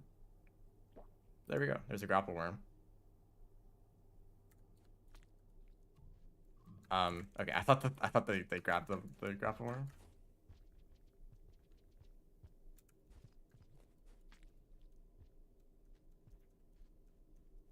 You can use these gooey ducks too. Or there's some just before the entrance to Outer Expanse. There's plenty of places to grab gooey ducks as long as you're holding onto a noodle fly egg. Gourmand crafting of live creatures. Yeah, we're not. It's just kind of a normal thing at this point. I guess with the grapple worm you can head up here. I don't know if this is any faster than just going along the bottom. Hey, I use these gooey ducks right here. Yo, bioengineering? Real? Who knows if this is any faster? Not if you mess it up like I did there.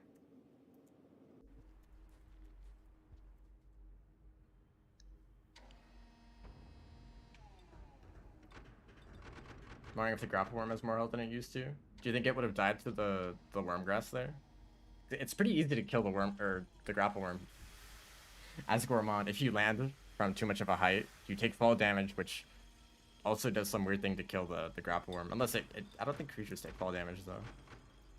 If you fall from too great of a height, you kill the grapple worm. If you stay in worm grass for too long, it dies. If you stay underwater for too long, it dies. At least those are my explanations. I don't know if that's actually what happens, but sometimes the grapple worm is just dead. And those are some things that I've come up with that might explain why it dies. I suppose that if it has like really low health, then those would be a concern. I don't know what determines how quickly a creature drowns.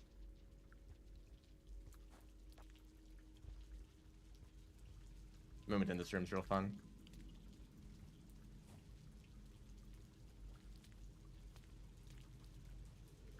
Also, we can see if using the grapple worm has any effect on your stamina.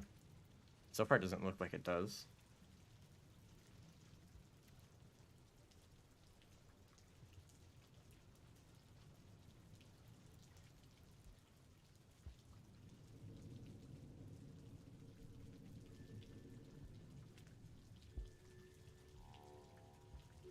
Just using the grapple worm doesn't use any stamina. I think that's what it looked like.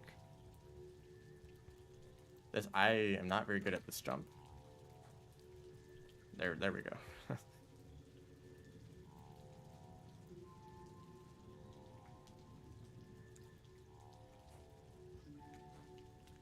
Okay. That's roughly the strategy I have for this jump. So as long as you can grapple onto that platform, you can make it up.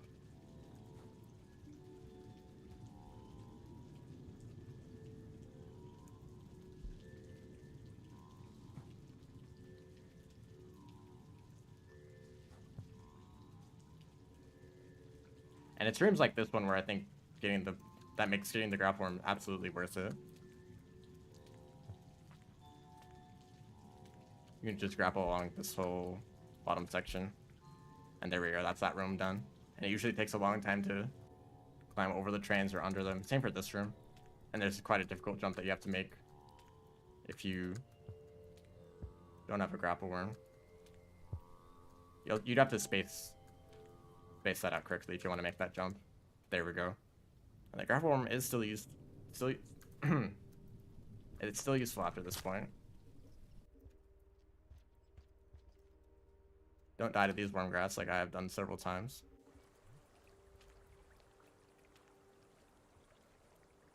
I think it's mostly better to do fast rolls across this room than grapple when you can. Especially if the lizards are in the way. There's usually lizards in this room.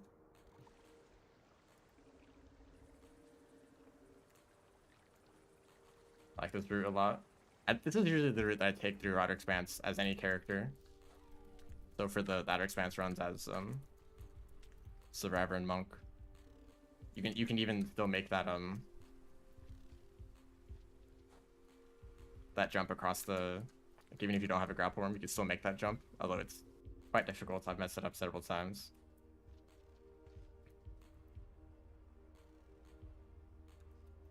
Oh, this is a hold up. This is a room.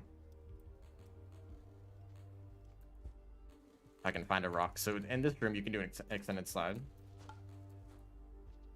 Pretty much should get across the entire thing.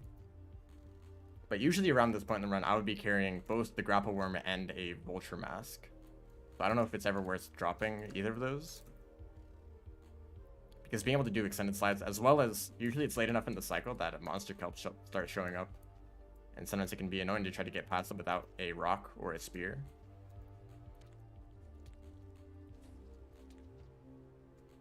You don't recover stamina very quickly on a grapple worm, it seems. I think you could also do an extended slide across this room.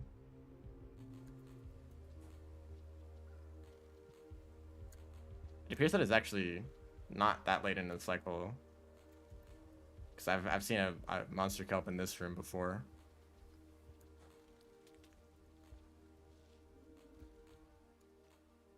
Grapple worm also makes this room easier.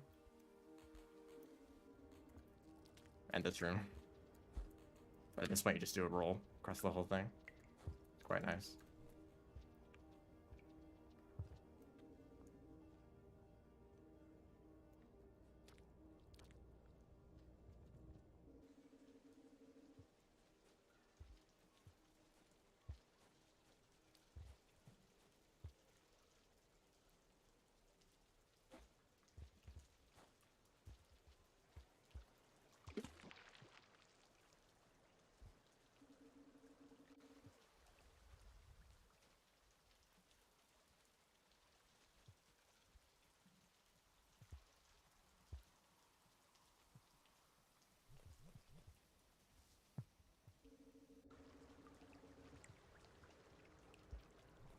In this room, there's usually a kelp here, although I don't know what I did differently. So I feel like it's always been rainy here in my previous runs. Also, there we go. Grapple worm is dead. That's all it took. I was like swimming underwater for just a second and it's already dead. So I guess, I mean, this was the area. Oh, I didn't mean to do that.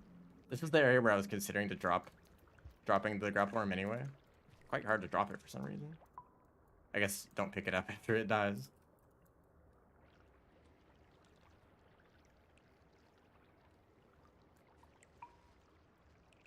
There we go. So at that point, if it's too late in the cycle, you should drop the grapple worm to throw a rock at the monster kelp.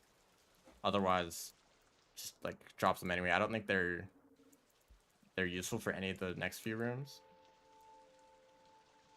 Dropping the grapple worm very hard to do. Same with like a lot of creatures in general. Big complaint I had about the Artificer and their campaign is that you'd always pick up creatures accidentally and then you couldn't drop them.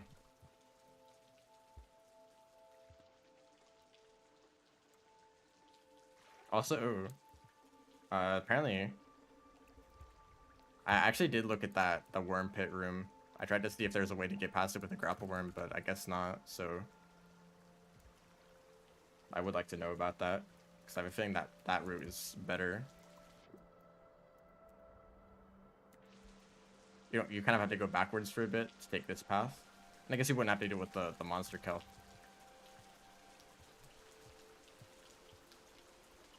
There's usually a centipede in this room, which I don't know how to deal with. I guess just by carrying a spear up here with you. But if it's too large of a centipede, then that spear won't do anything.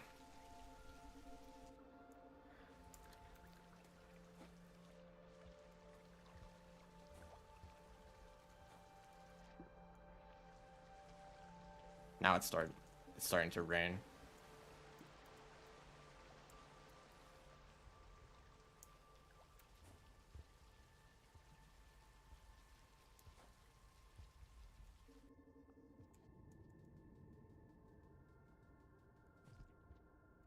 Craft a spore puff. What would you want the spore puff for? For the centipede?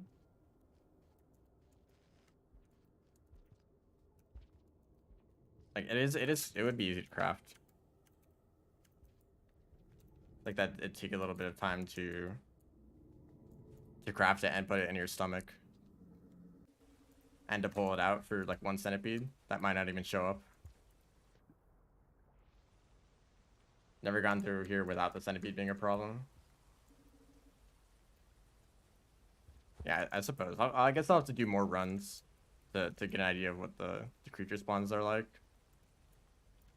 Because I know that the centipede is there, but there's been several times where I've not run into the centipede. It's either been in somewhere else or the white lizard that's also there. Sometimes the white lizard grabs it. But it's also the white lizard in that room that that is why I like to keep the vulture mask up to that point. So it can be quite hard to deal with them in those like narrow corridors.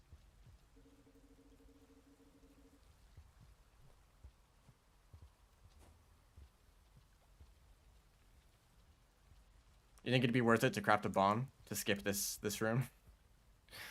Isn't that a thing? You can throw a bomb at yourself at the beginning of this room and launch yourself to the other side, which triggers the ending.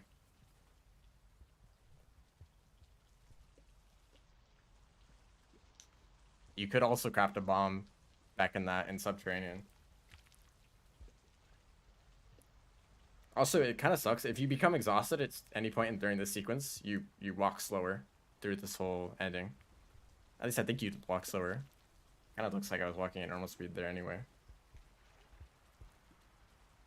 Or maybe it's only if you're carrying something, because sometimes I carry a geek into this room, and then I become exhausted and move very slowly with the geek.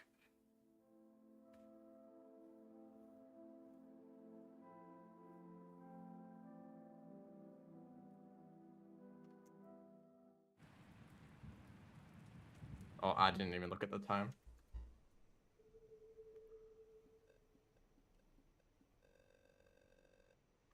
Wow, 31 minutes. That's crazy. Okay, 45 minutes. That's pretty close to what I got before. And I did slow down in a few areas to like explain things. As well as like figure out stamina. So... But also like just getting a vulture mask adds like a full minute to the run. So I can't see... Like if it's hard to get a sub 40 without creatures, then like it'd be completely different. I'm kind of considering doing a run, just a normal run right now. That's not where remix settings are, but also I can change the resolution back. I don't even know if these are very different at all. Those two settings. Yeah, let me try. I guess I'll have stamina off. Yeah. And this one.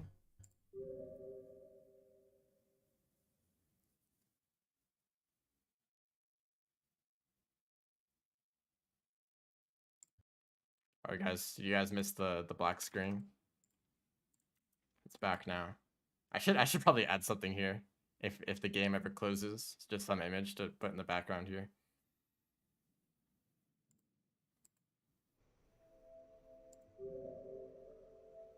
Okay. Oh, I guess I should get splits open.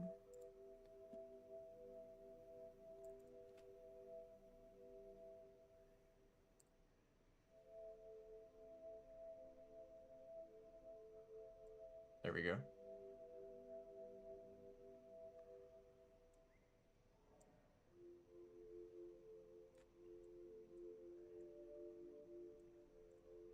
Okay, let's try some actual attempts.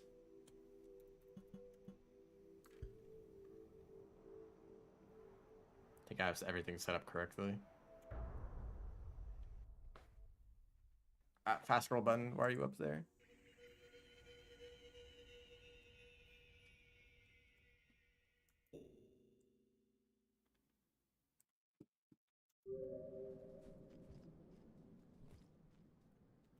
If there's a rock there, you can do a extended jump across this whole room. I mean, I'm already missing the stamina display at the bottom.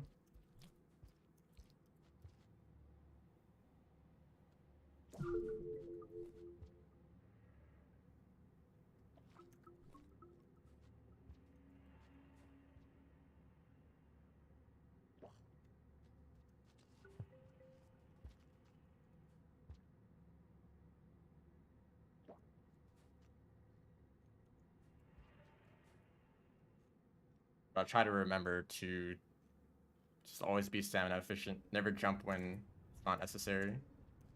Because one jump, just like a single jump, might make you lose stamina like 10 rooms later. Also, hold up. I'm just gonna try it. Okay. I think that's faster if you do it correctly. I did not. I guess I could have eaten that bat fly, huh?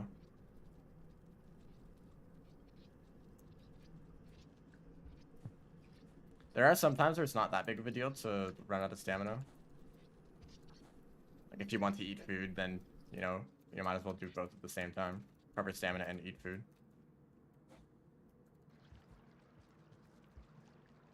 There's definitely a cleaner way to do that room. Okay, no rock here. And I got stunned for some reason. I would like that lantern back. Technically, you don't need the lantern, but I really like it.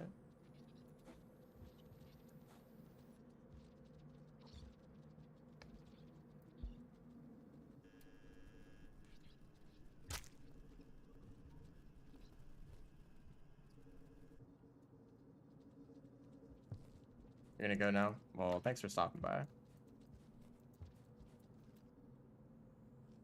You see right there. I just happened to grab a bat fly, so might as well eat it when I'm recovering stamina.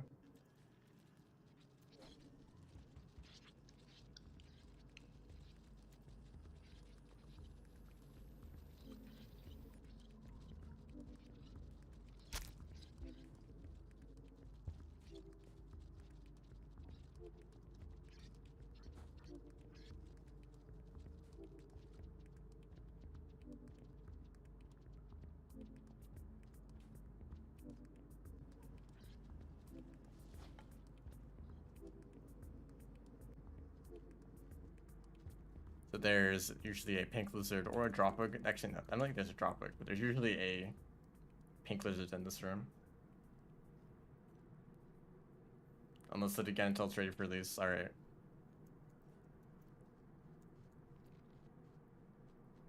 Two creatures accidentally killed.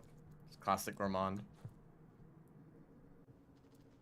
Ooh, I didn't think he'd be right here.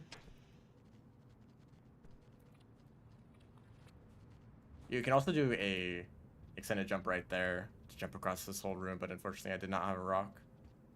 I guess this is also still fine.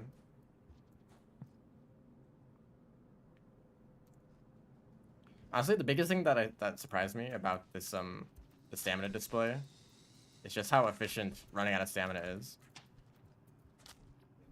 Like running out of stamina and crouching is the fastest way to recover. That's crazy.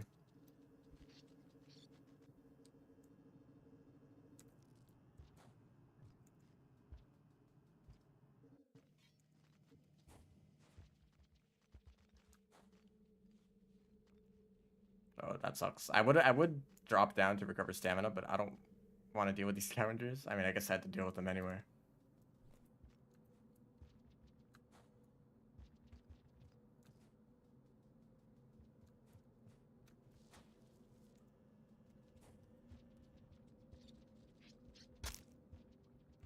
There's another one. They were almost fast enough to outrun Gourmand.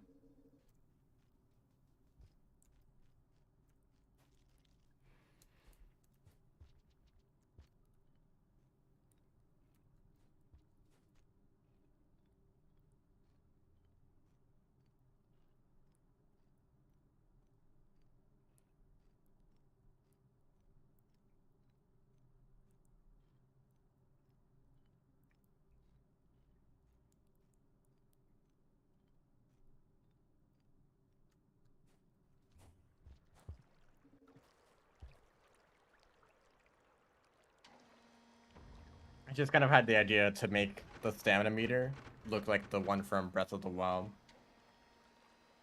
Like a green circle right next to the slug cat, so you can always like see it right there. If you know how to do that, that'd be kind of cool, but just like a simple bar at the bottom of the screen is totally fine too.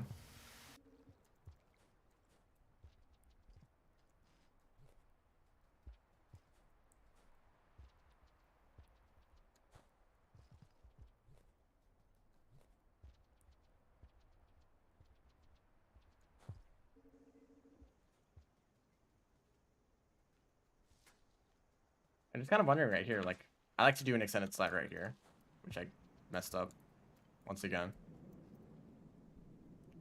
But it's quite like costly in terms of stamina, so maybe it's worth it to just do a bunch of jumps right there to run out of stamina on purpose so that you recover faster to do the extended slide.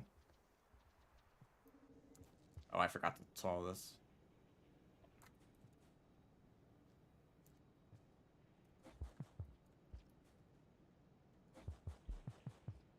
That sucks. At least I did the wall jump there. So this next room is probably one of the harder rooms of the run. Well. No, stay here. Oh dear, I usually do a... I want to grab those bat nips, but of course these vultures have to be right here.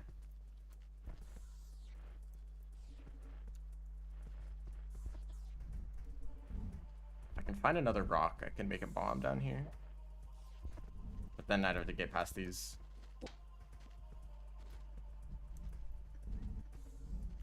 Vultures or the lizards. I don't even see any other rocks in this room. Oh, of course. I mean, I'd be fine with dealing with one vulture. Oh, come on, that totally should have got his mask.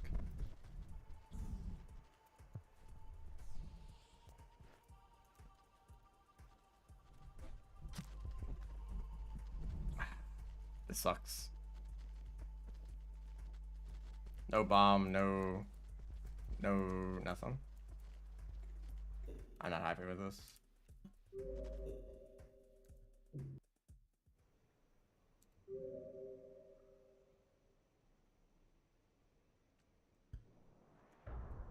Like even just the like number at the bottom of the screen was totally enough. So it doesn't have to be too complicated to be functional. Although I'm sure that if you made it look better, then more people would be willing to use it outside of like what I used it for.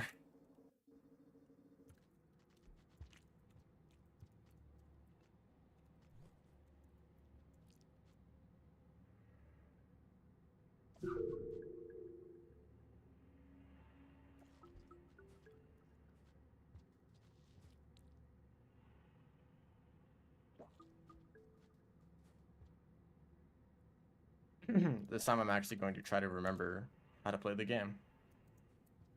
Can you believe it?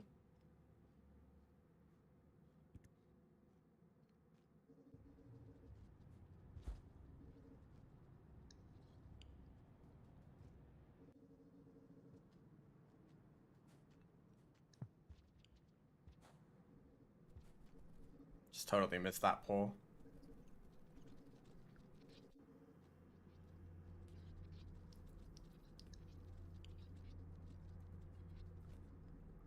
Also, I guess if you wanted to, yeah, if you wanted to make it like looks like other things in Rand World, I guess you could base it off of the breath beater from the remix settings.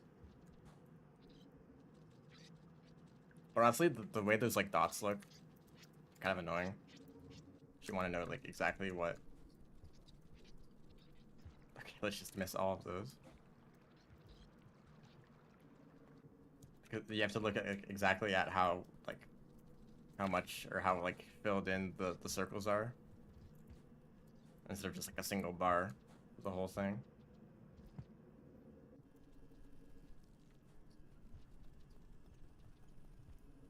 I should really pick up these rocks as I'm passing them.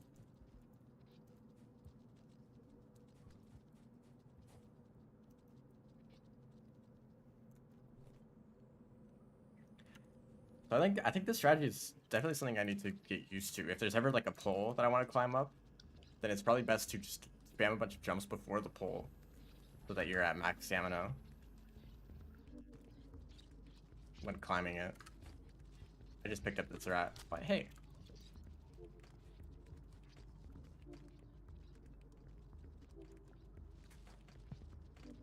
Oh, sorry about that.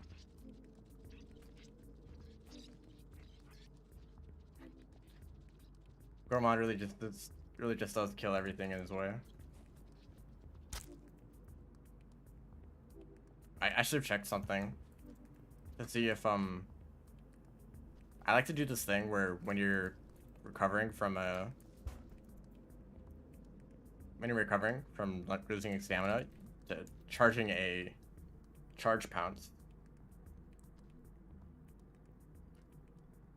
so you can immediately do a jump once you've recovered. I don't know if that would reduce the amount of stamina that you get, and plus you'd like immediately run out of stamina, or you lose a bunch of stamina from doing the jump, so it might not even be worth it.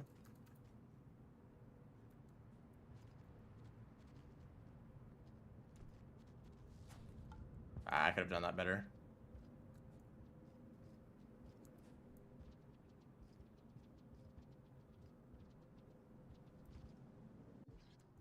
Just keeping track of how many creatures I'm killing on accident.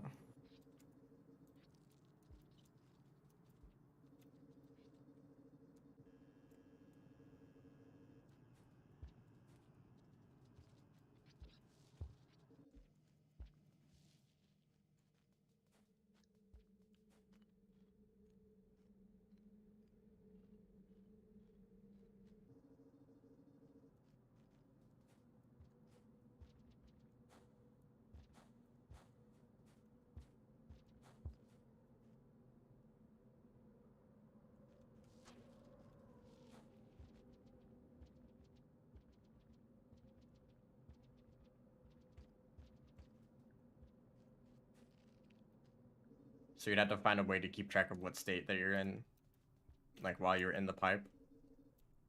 Or before, I guess all you had to do is keep track of what state you were in when entering the pipe, and how long the pipe was when you exit it.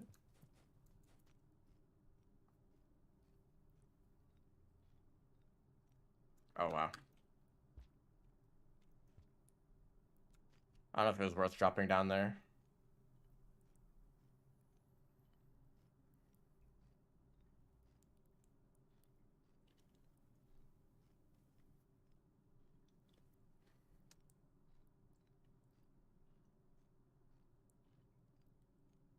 I mean, it could just be really simple, like when exiting a pipe, like restore some small amount of stamina. Even that would be kind of nice to have.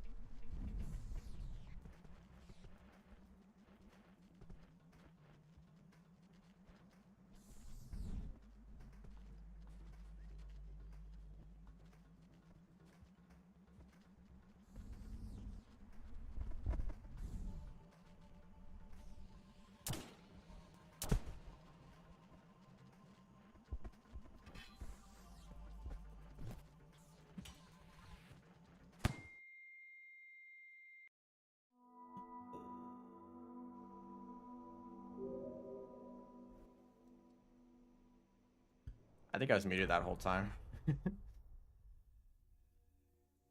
I was talking about a bunch of stuff, but I look over and the microphone's off, so that's great.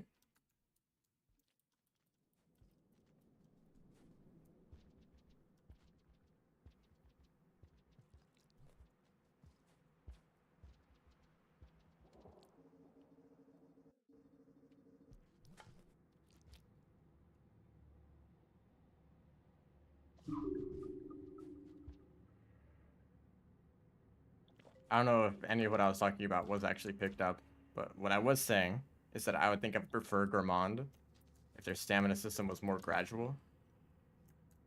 Instead of like an immediate cutoff of once you drop like to 0 stamina, you become exhausted for some amount of time.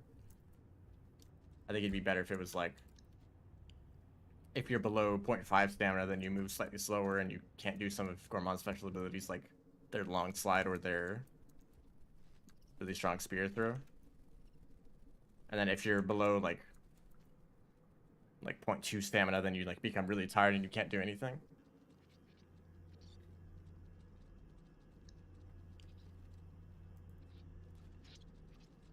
It's annoying how like a single jump can be the difference between moving completely fine or becoming completely exhausted.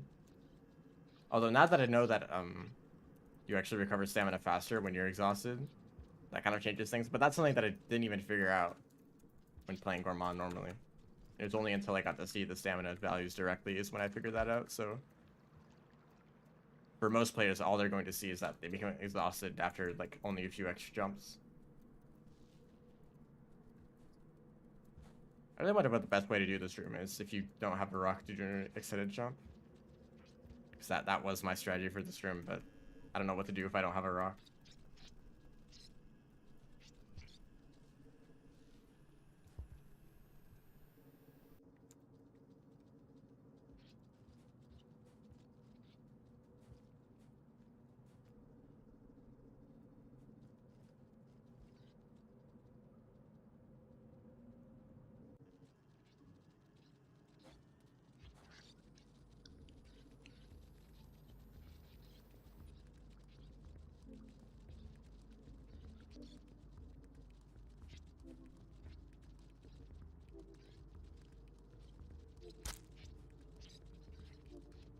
There's another.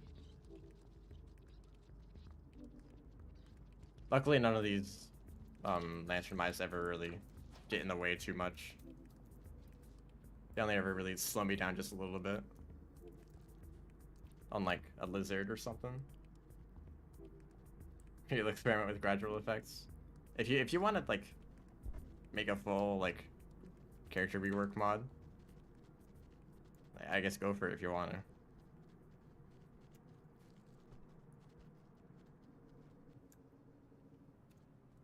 These are also changes that I kind of would like to see done as like official updates.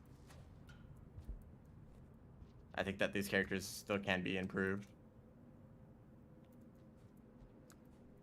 Like just by making Gourmand's stamina recovery a little bit better, it would help out this character. Although I don't know how much they care about trying to perfect everything because most people have already played Downpour, right? The update came out, or the DLC came out. Everyone played it, and then that was it, right? There's only a very small number of players now who are still playing the game for whatever reason, like challenges or speedruns. And any like changes that you make to the characters are pretty much only going to be felt by those handful of players, and not like the majority of the player base. I guess there's no reason not to bunny hop if you've already run out of stamina, because you do keep the momentum going.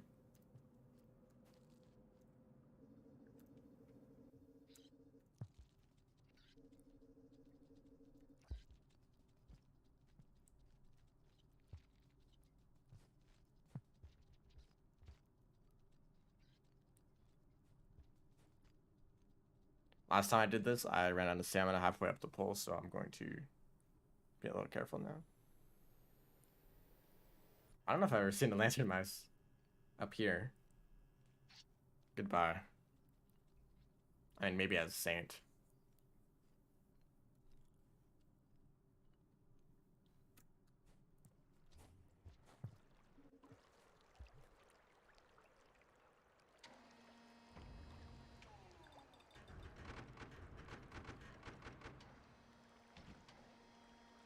Maybe I should try to just complete a run, even if it's not very fast. I mean, just trying to get a Vulture Mask can be quite annoying. It's especially annoying as Gourmand, when the strategy is normally like collect a bunch of spears and just spam them once the Vulture gets close. You can't just spam spears as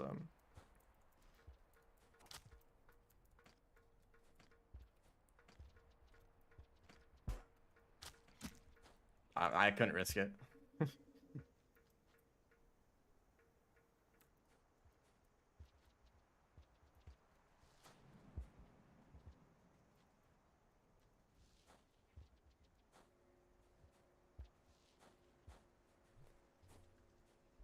That didn't help out at all.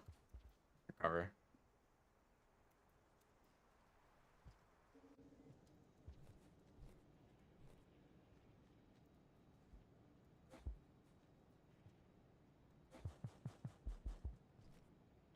Okay, well, if you mess up, at least try to get that wall jump, because it saves you from falling down a lot further.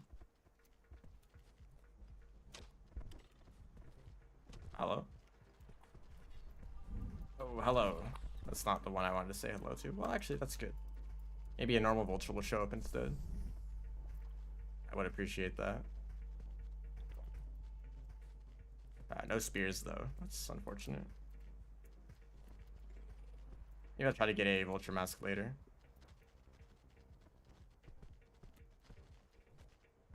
That is something that I have considered, waiting until Chimney to get the Vulture Mask.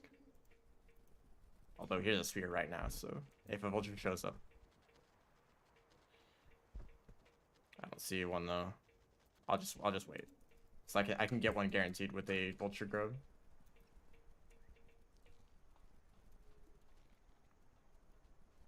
I just need to remember that there's no reason to try to rush getting a Vulture Mask. Because I'm kind of thinking it as like, oh no, I'm losing time by waiting here, but anyone who plays this category is going to have to wait for Vulture Mask if they choose to do that strategy. Because who knows, maybe it is possible to just go without a Vulture Mask and maybe you'll still get a good time.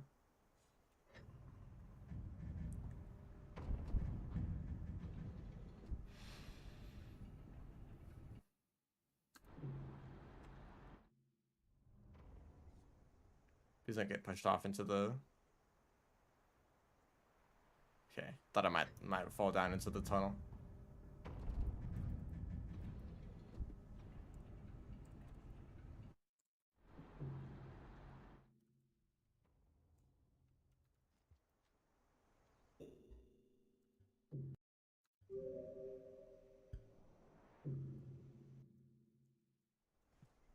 Not even risk it this time.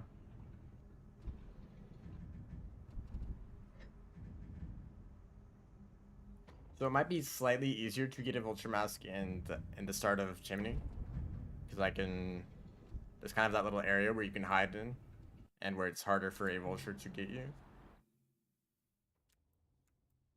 Maybe I'll also be able to like fall on them from above to deal some extra damage, but it's always hard to do that with Vultures. Even though they're quite large, hitting their wings doesn't do anything, and they like to move around a lot even when they're injured.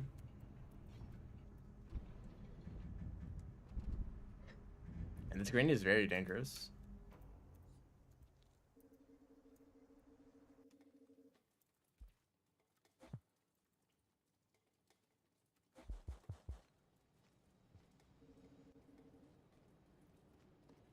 I'm gonna pick up a rock here. I think it'll be better at dealing with this lizard. Although if it wants to just walk on by, I don't mind at all. Thank you. Also, I think that the split that I'm comparing against right now, this might have been from a previous run where I didn't do the Vulture stuff at all.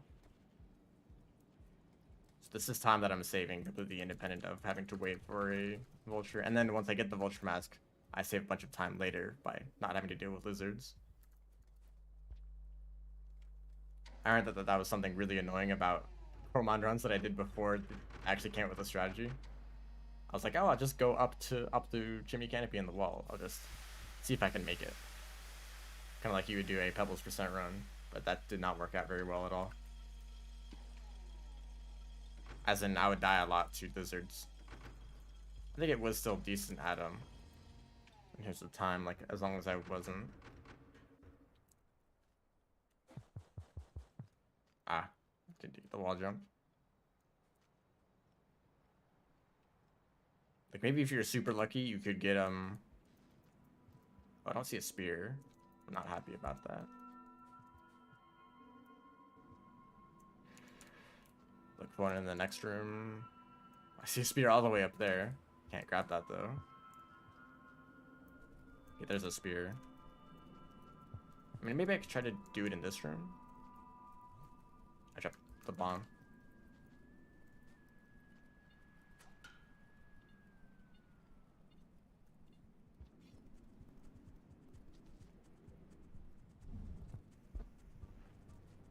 Oh, why are there two? Why are there two of you? Actually, it might be best to use these pipes over here. I completely missed. I could try to drop on one from up here. Oh, there we go. Oh, if I hit that spear, that would have been super fast. Oh, I can't get the mask while I'm exhausted. I'm not strong enough. Okay, that was probably the best way it could have gone. Although, actually, that might be a good strategy. Don't even bother with the bomb or the earlier parts of an industrial. Just come here, bait a vulture down to the bottom of that room, go through that pipe, and then land on it from above. That could be fairly consistent. And I got a really high bounce that let me just hit them again a second time, which was enough to kill them. Without even needing to throw the spear, which means I could have saved the spear throw for just grabbing the mask. That would be super fast.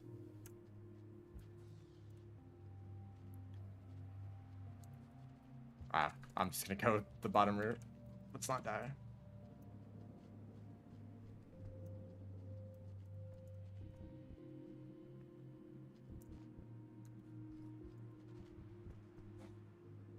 This lizard is kind of scary. It might get in the way.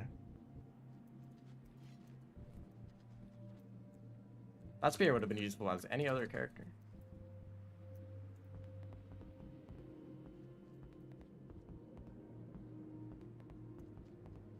I guess I should have picked up that rock instead.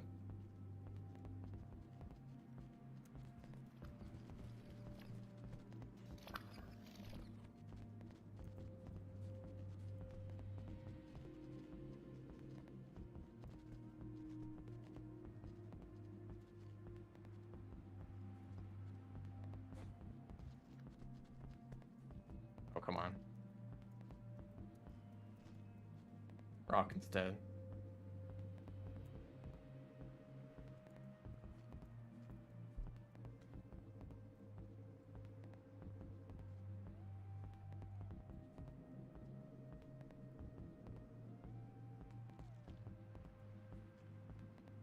I think it's that I didn't even end up seeing that many lizards.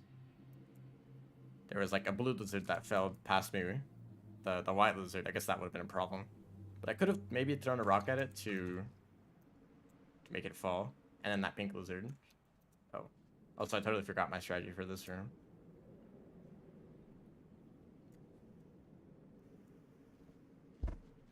Oh, that guy would have been a problem too.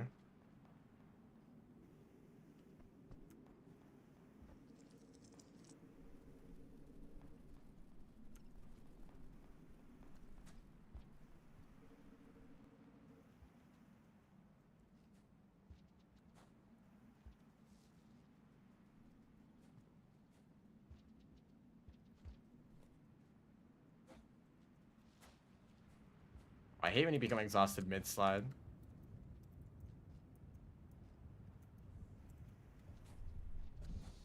No, don't you dare. Goodbye.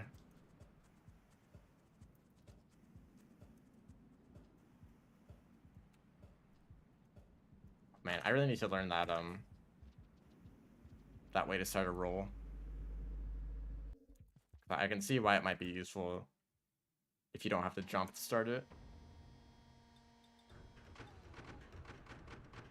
Now that we know how much jumping impacts stamina.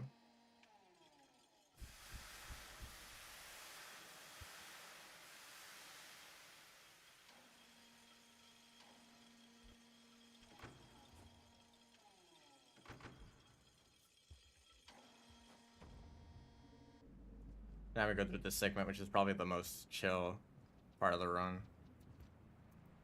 With a vulture mask. I mean, even with the vulture mask, I didn't even save that much time on the wall split. I guess I also had to stop for to get the vulture in the first place.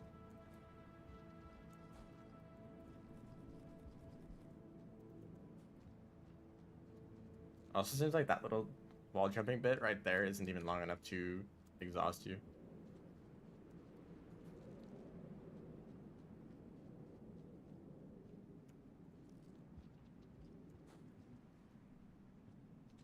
Maybe I'll try to do some fast bull climbs here.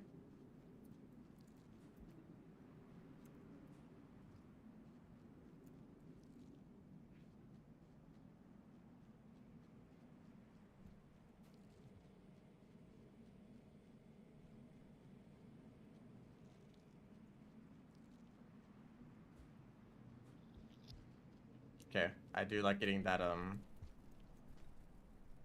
lizard on the other side of me. That's probably not the place to do them. So you actually want to have stamina for this bit. But there's not really any holes earlier in that room.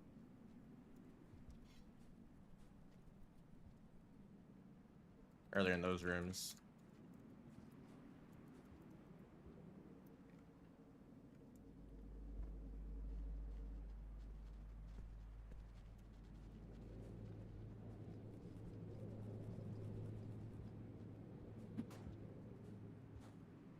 Oh man, you don't have much mobility in the air at all. I tried to turn around there to grab the spear that's there, and I could not make that turn. You really are slow in like every way possible.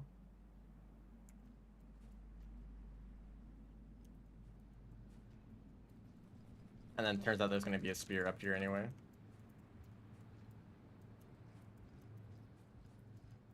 Oh no. Okay, that was worth doing. Just grabbing that spear.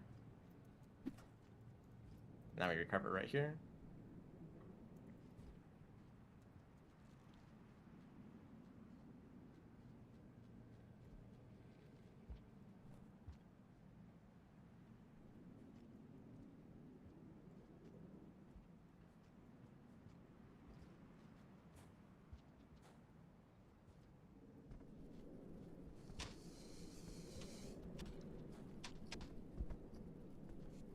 This is another area where having a mask is incredibly valuable.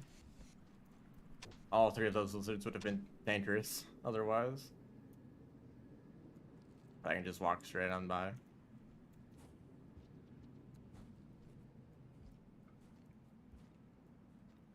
This is an area where I'm not even going to bother with maintaining stamina. You have to do some wall jumps afterwards anyway. Oh, I hate when that happens. When you do a pull hop like that, it messes up your wall jump rhythm.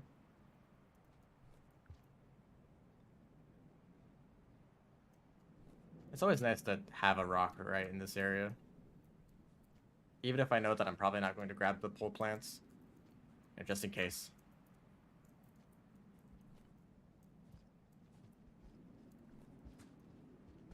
That was a weak throw anyway. Oh, I'm so scary. Look at me. That white lizard just immediately just camouflaged itself.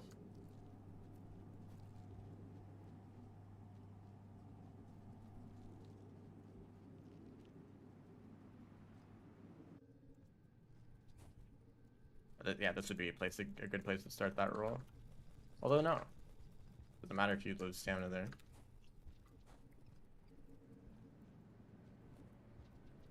And remember to grab a spear.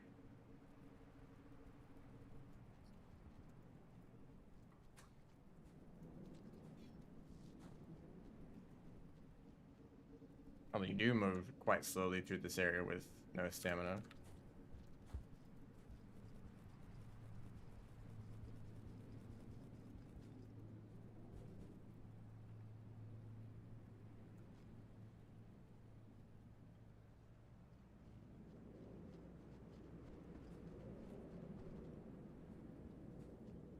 Also, I just saw like 5 chat messages pop into the chat just now. Because it sometimes doesn't update like that. I don't know why that happens. But welcome back, everyone. And of course, there ended up being a spear down there anyway, so I didn't have to make that trip to grab another.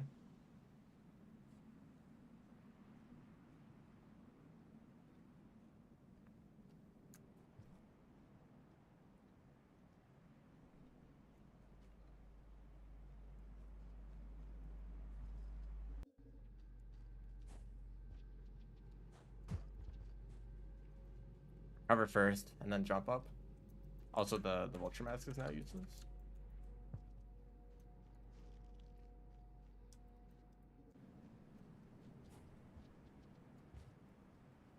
You know, other than the stamina, this run is actually really interesting. There's so many different like items involved, like making the lantern at the beginning, making it or grabbing a Vulture Mask. I guess I've never considered the possibility of crafting a Vulture Mask, although it's quite a difficult thing to do probably.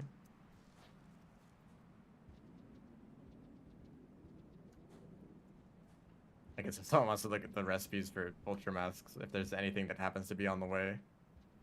Usually the useful items require karma flowers to craft. Oh, this is real nice. I sure do love seeing.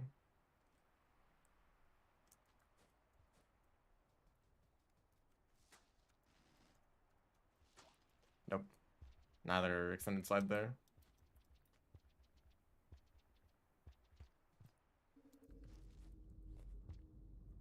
So, okay, and there's the time save.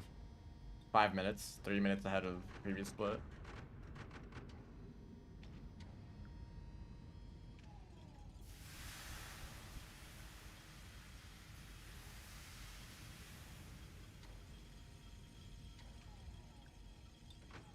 Oh, I just realized something now. Oh shoot, I didn't get the Vulture Mask before the shelter. Which means I don't have it for the second half of the run. Alright, that is why I chose to try to get a Vulture Mask before the shelter. So the strategy in Chimney Canopy is very, very consistent probably. I mean, it only worked once. So maybe it's not actually grand, I just got lucky, but if I chose to do that to get a Vulture Mask, then I would not have it for the second part of the run. I guess we were already kind of considering dropping some item at some point, so maybe if I just never got the Vulture Mask in the first place, I don't have to worry about dropping it. I'll be able to use whatever other items I want.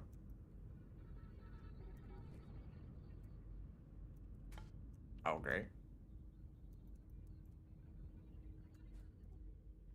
There we go. Little slow down there, but not a big deal.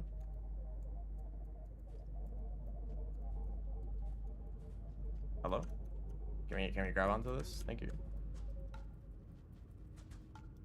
Oh, am I going off center? I think it's fine. Whoops. I thought I overshot it, so I got launched out of that pipe.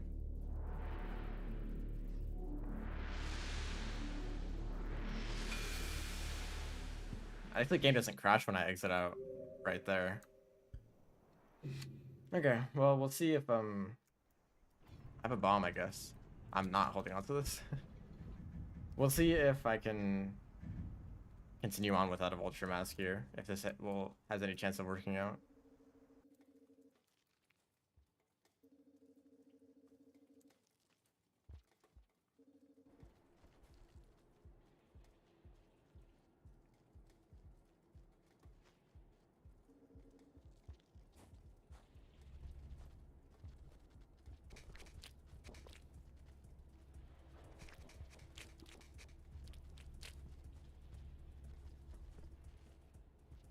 Stupid red lizard. So this green lizard right here is first problem. There's usually a green lizard right there. So I guess, I mean, it'd be easier if I went up top, but I thought that it'd be faster if I just went.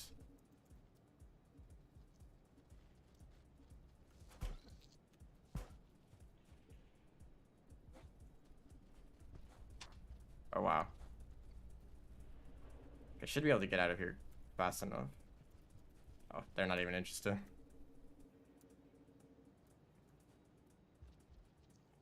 Oh, hello. They're not interested either.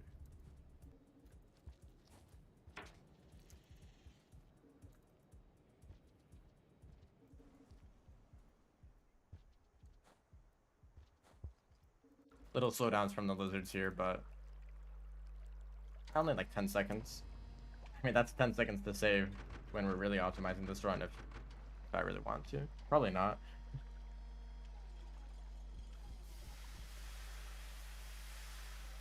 A grub and a karma flower? A vulture grub? I guess that makes sense, right? Vulture. Is there a karma flower on the way?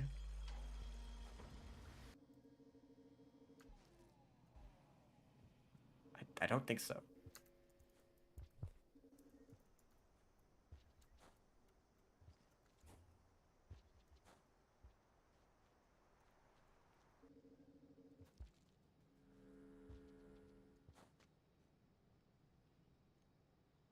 So we can get a, like, we already get a vulture grub pretty easily.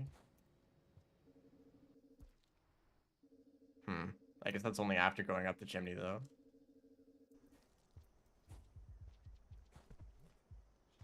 So disappointed that I can't roll into a pole plant, although I guess it's kind of nice for movement.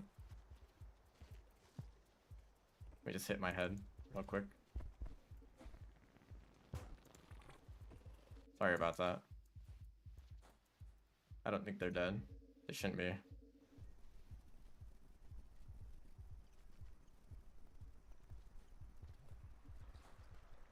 Grab the fruit there. Don't bother with an extended slide here.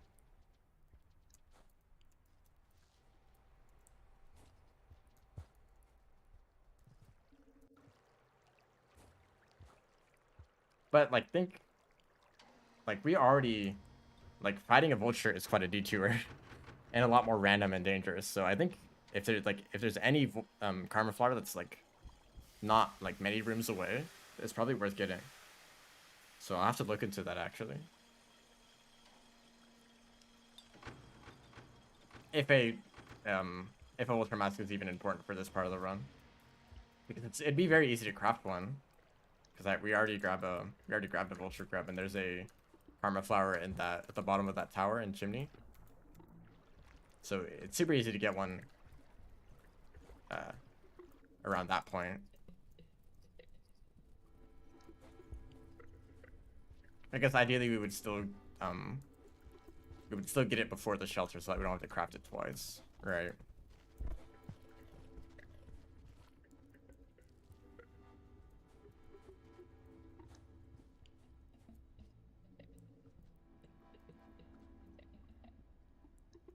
Oh, there's a karma flower over there, right?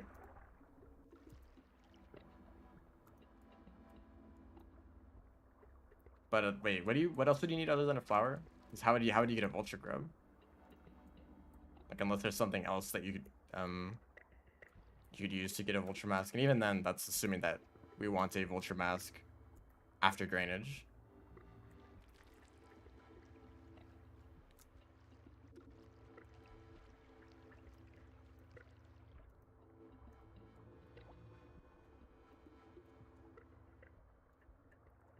We'll see. That's something to look into in the future, but I don't think I want to try to craft stuff in the middle of a run. Or at least try to figure out crafting recipes in the middle of a run. This is already going pretty well, so if I'm fine without a vulture mask, then I guess it's not too important. But I guess that's something to think about to improve in future runs.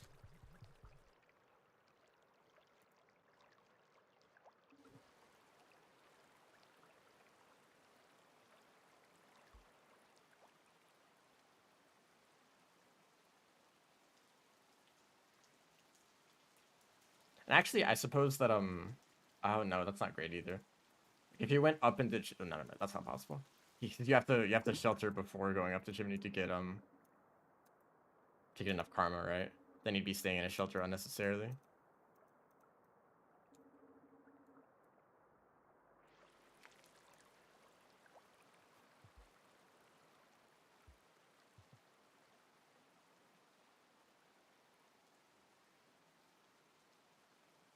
I don't know if there's any good Harmer Flower spots in Shaded. Because I know there's one close to Shoreline, but that's not anywhere near where we're going.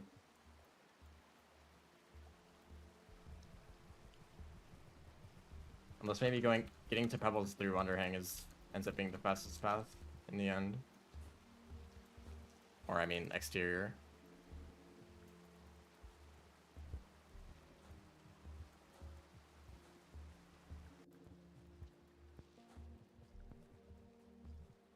Hello? You can't do the same tech as you can as Survivor.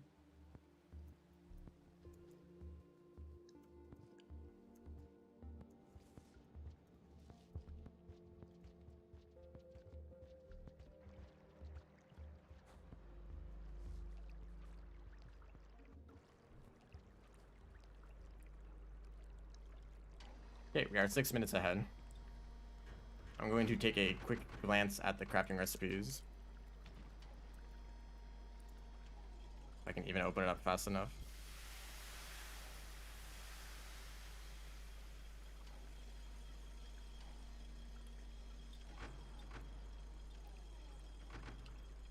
I don't really see any other way to craft a Vulture Mask after looking at it for 2 seconds. So I need 2 fruit right now.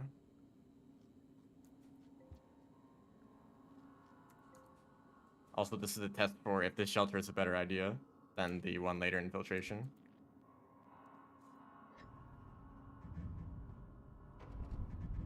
Yeah, I don't see any other Vulture Mask crafting recipes.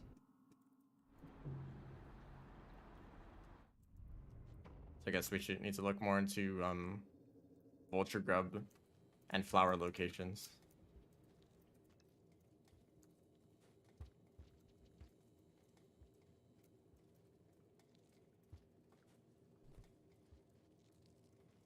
Ideally, we craft a Vulture Mask before staying in the shelter in Industrial, so that we don't need to make it twice.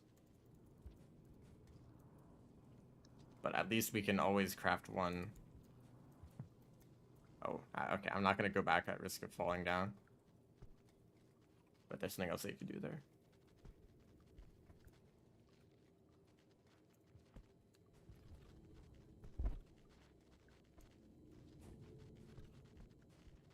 Of course, I have to get exhausted right now.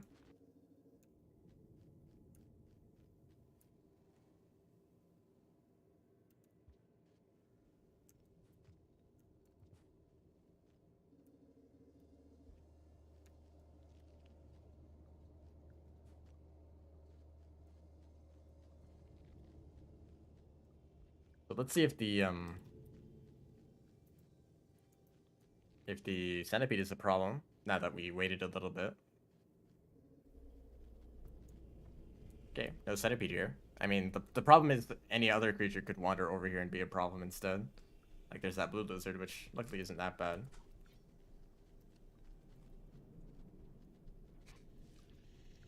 Guess I'll have to kill it.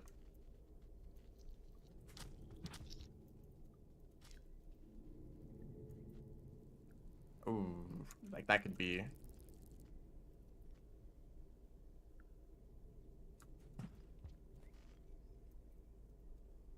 much bigger problem.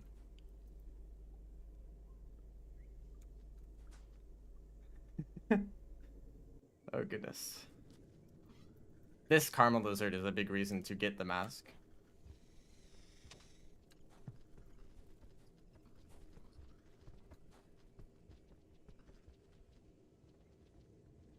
Although this roll is pretty good if you start it from up there.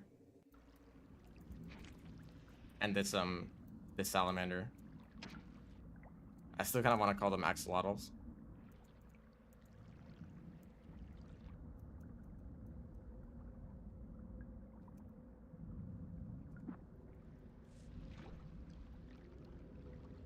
I don't know if you recover stamina very well when you're swimming.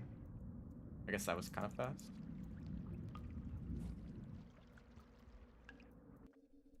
Can you stun it by rolling with the lizard?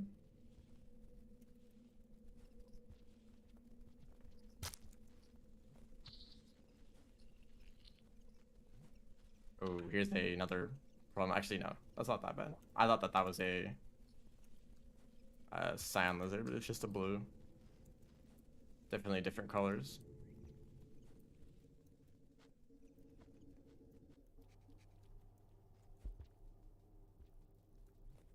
I'm looking for a rock right now.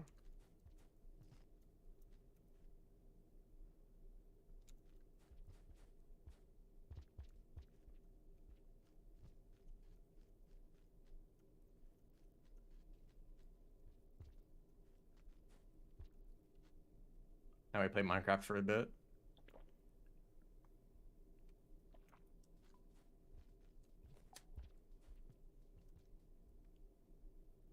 I'm going to make that spore puff there, just in case it really is useful.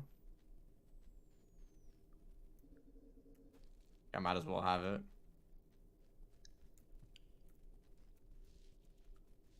Yeah, sliding along the bottom there is still quite fast, even if you can make it up to the top instead.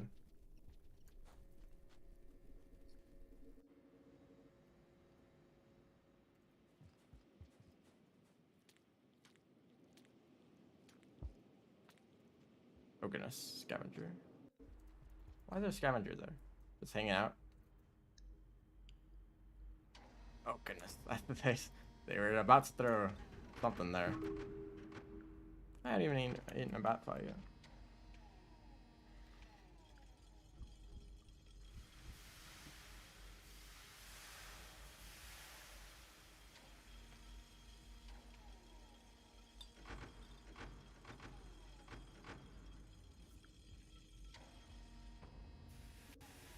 Yeah, we make that sword post specifically for one centipede that's usually at the end of outer expanse. That can totally get in the way, so I guess that's what the spore puff is for, although I haven't had problems with it. I'm taking the advice of another speedrunner who has attempted this category.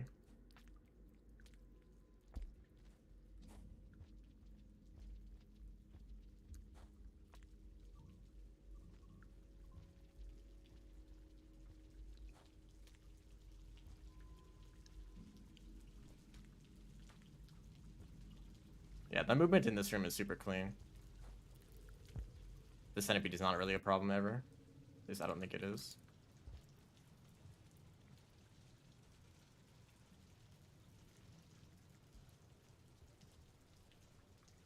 Ooh, I don't like that guy. Can I swing above him? Hello? Okay, I don't know what happened, but I'm not dead. I had to like keep jumping, but I was stuck for some reason. Okay, now I get to do this jump again. The one that I always mess up. And there we go. I did say always. I wasn't lying.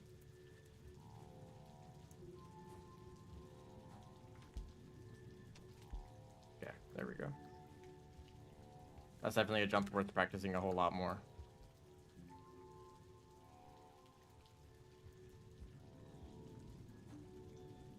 That was an unnecessary pounce. Excuse me. So it kind of looks like this room goes down, doesn't it?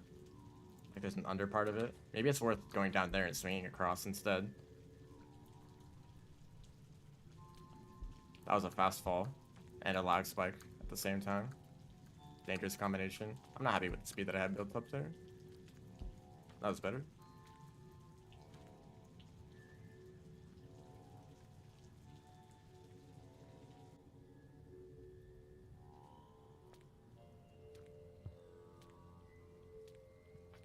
We're there. There we go.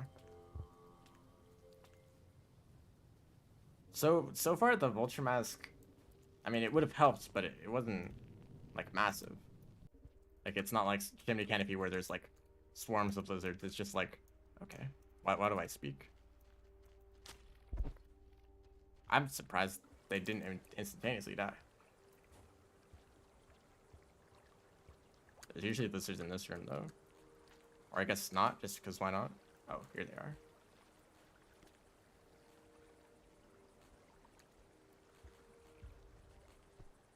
I'd have preferred to grab the rock there. Also, there's the second lizard. Luckily we're passing it, just the perfect time.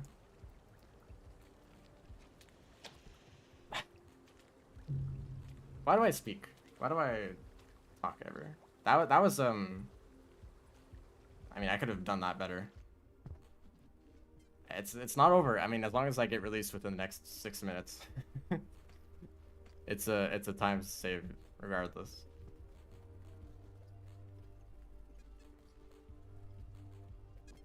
I don't know what this blue lizard is doing.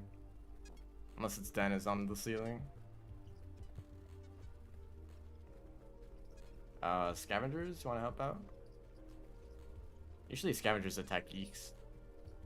It's really like hanging onto the ceiling here. It has to go down, so that's where the scavenger is. Goodness, these geeks. Although now it's, I think this. Wow, great aim scavenger. Imagine getting world record after this. Even if I did finish the run, there's still more that I want to optimize.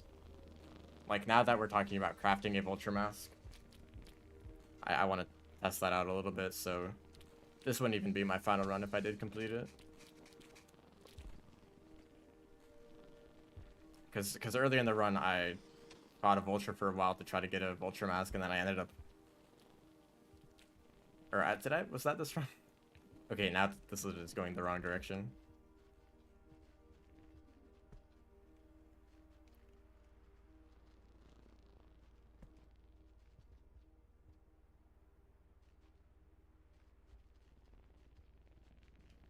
Lizard assisted speedrun. You know, technically there's a part in the rivulet speedrun where it might be faster to get grabbed by a slam lizard and letting it carry you through the gutter. As long as you got released at the end, then it might be faster. It depends on what the scion does for movement. But of course it's way too unreliable to use a lizard like that. I don't know if I've ever seen this room before.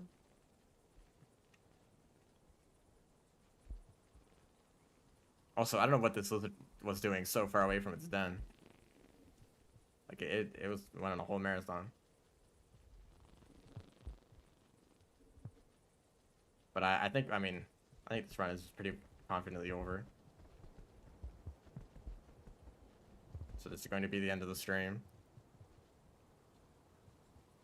I don't even know what direction I would go after this. To keep going forward.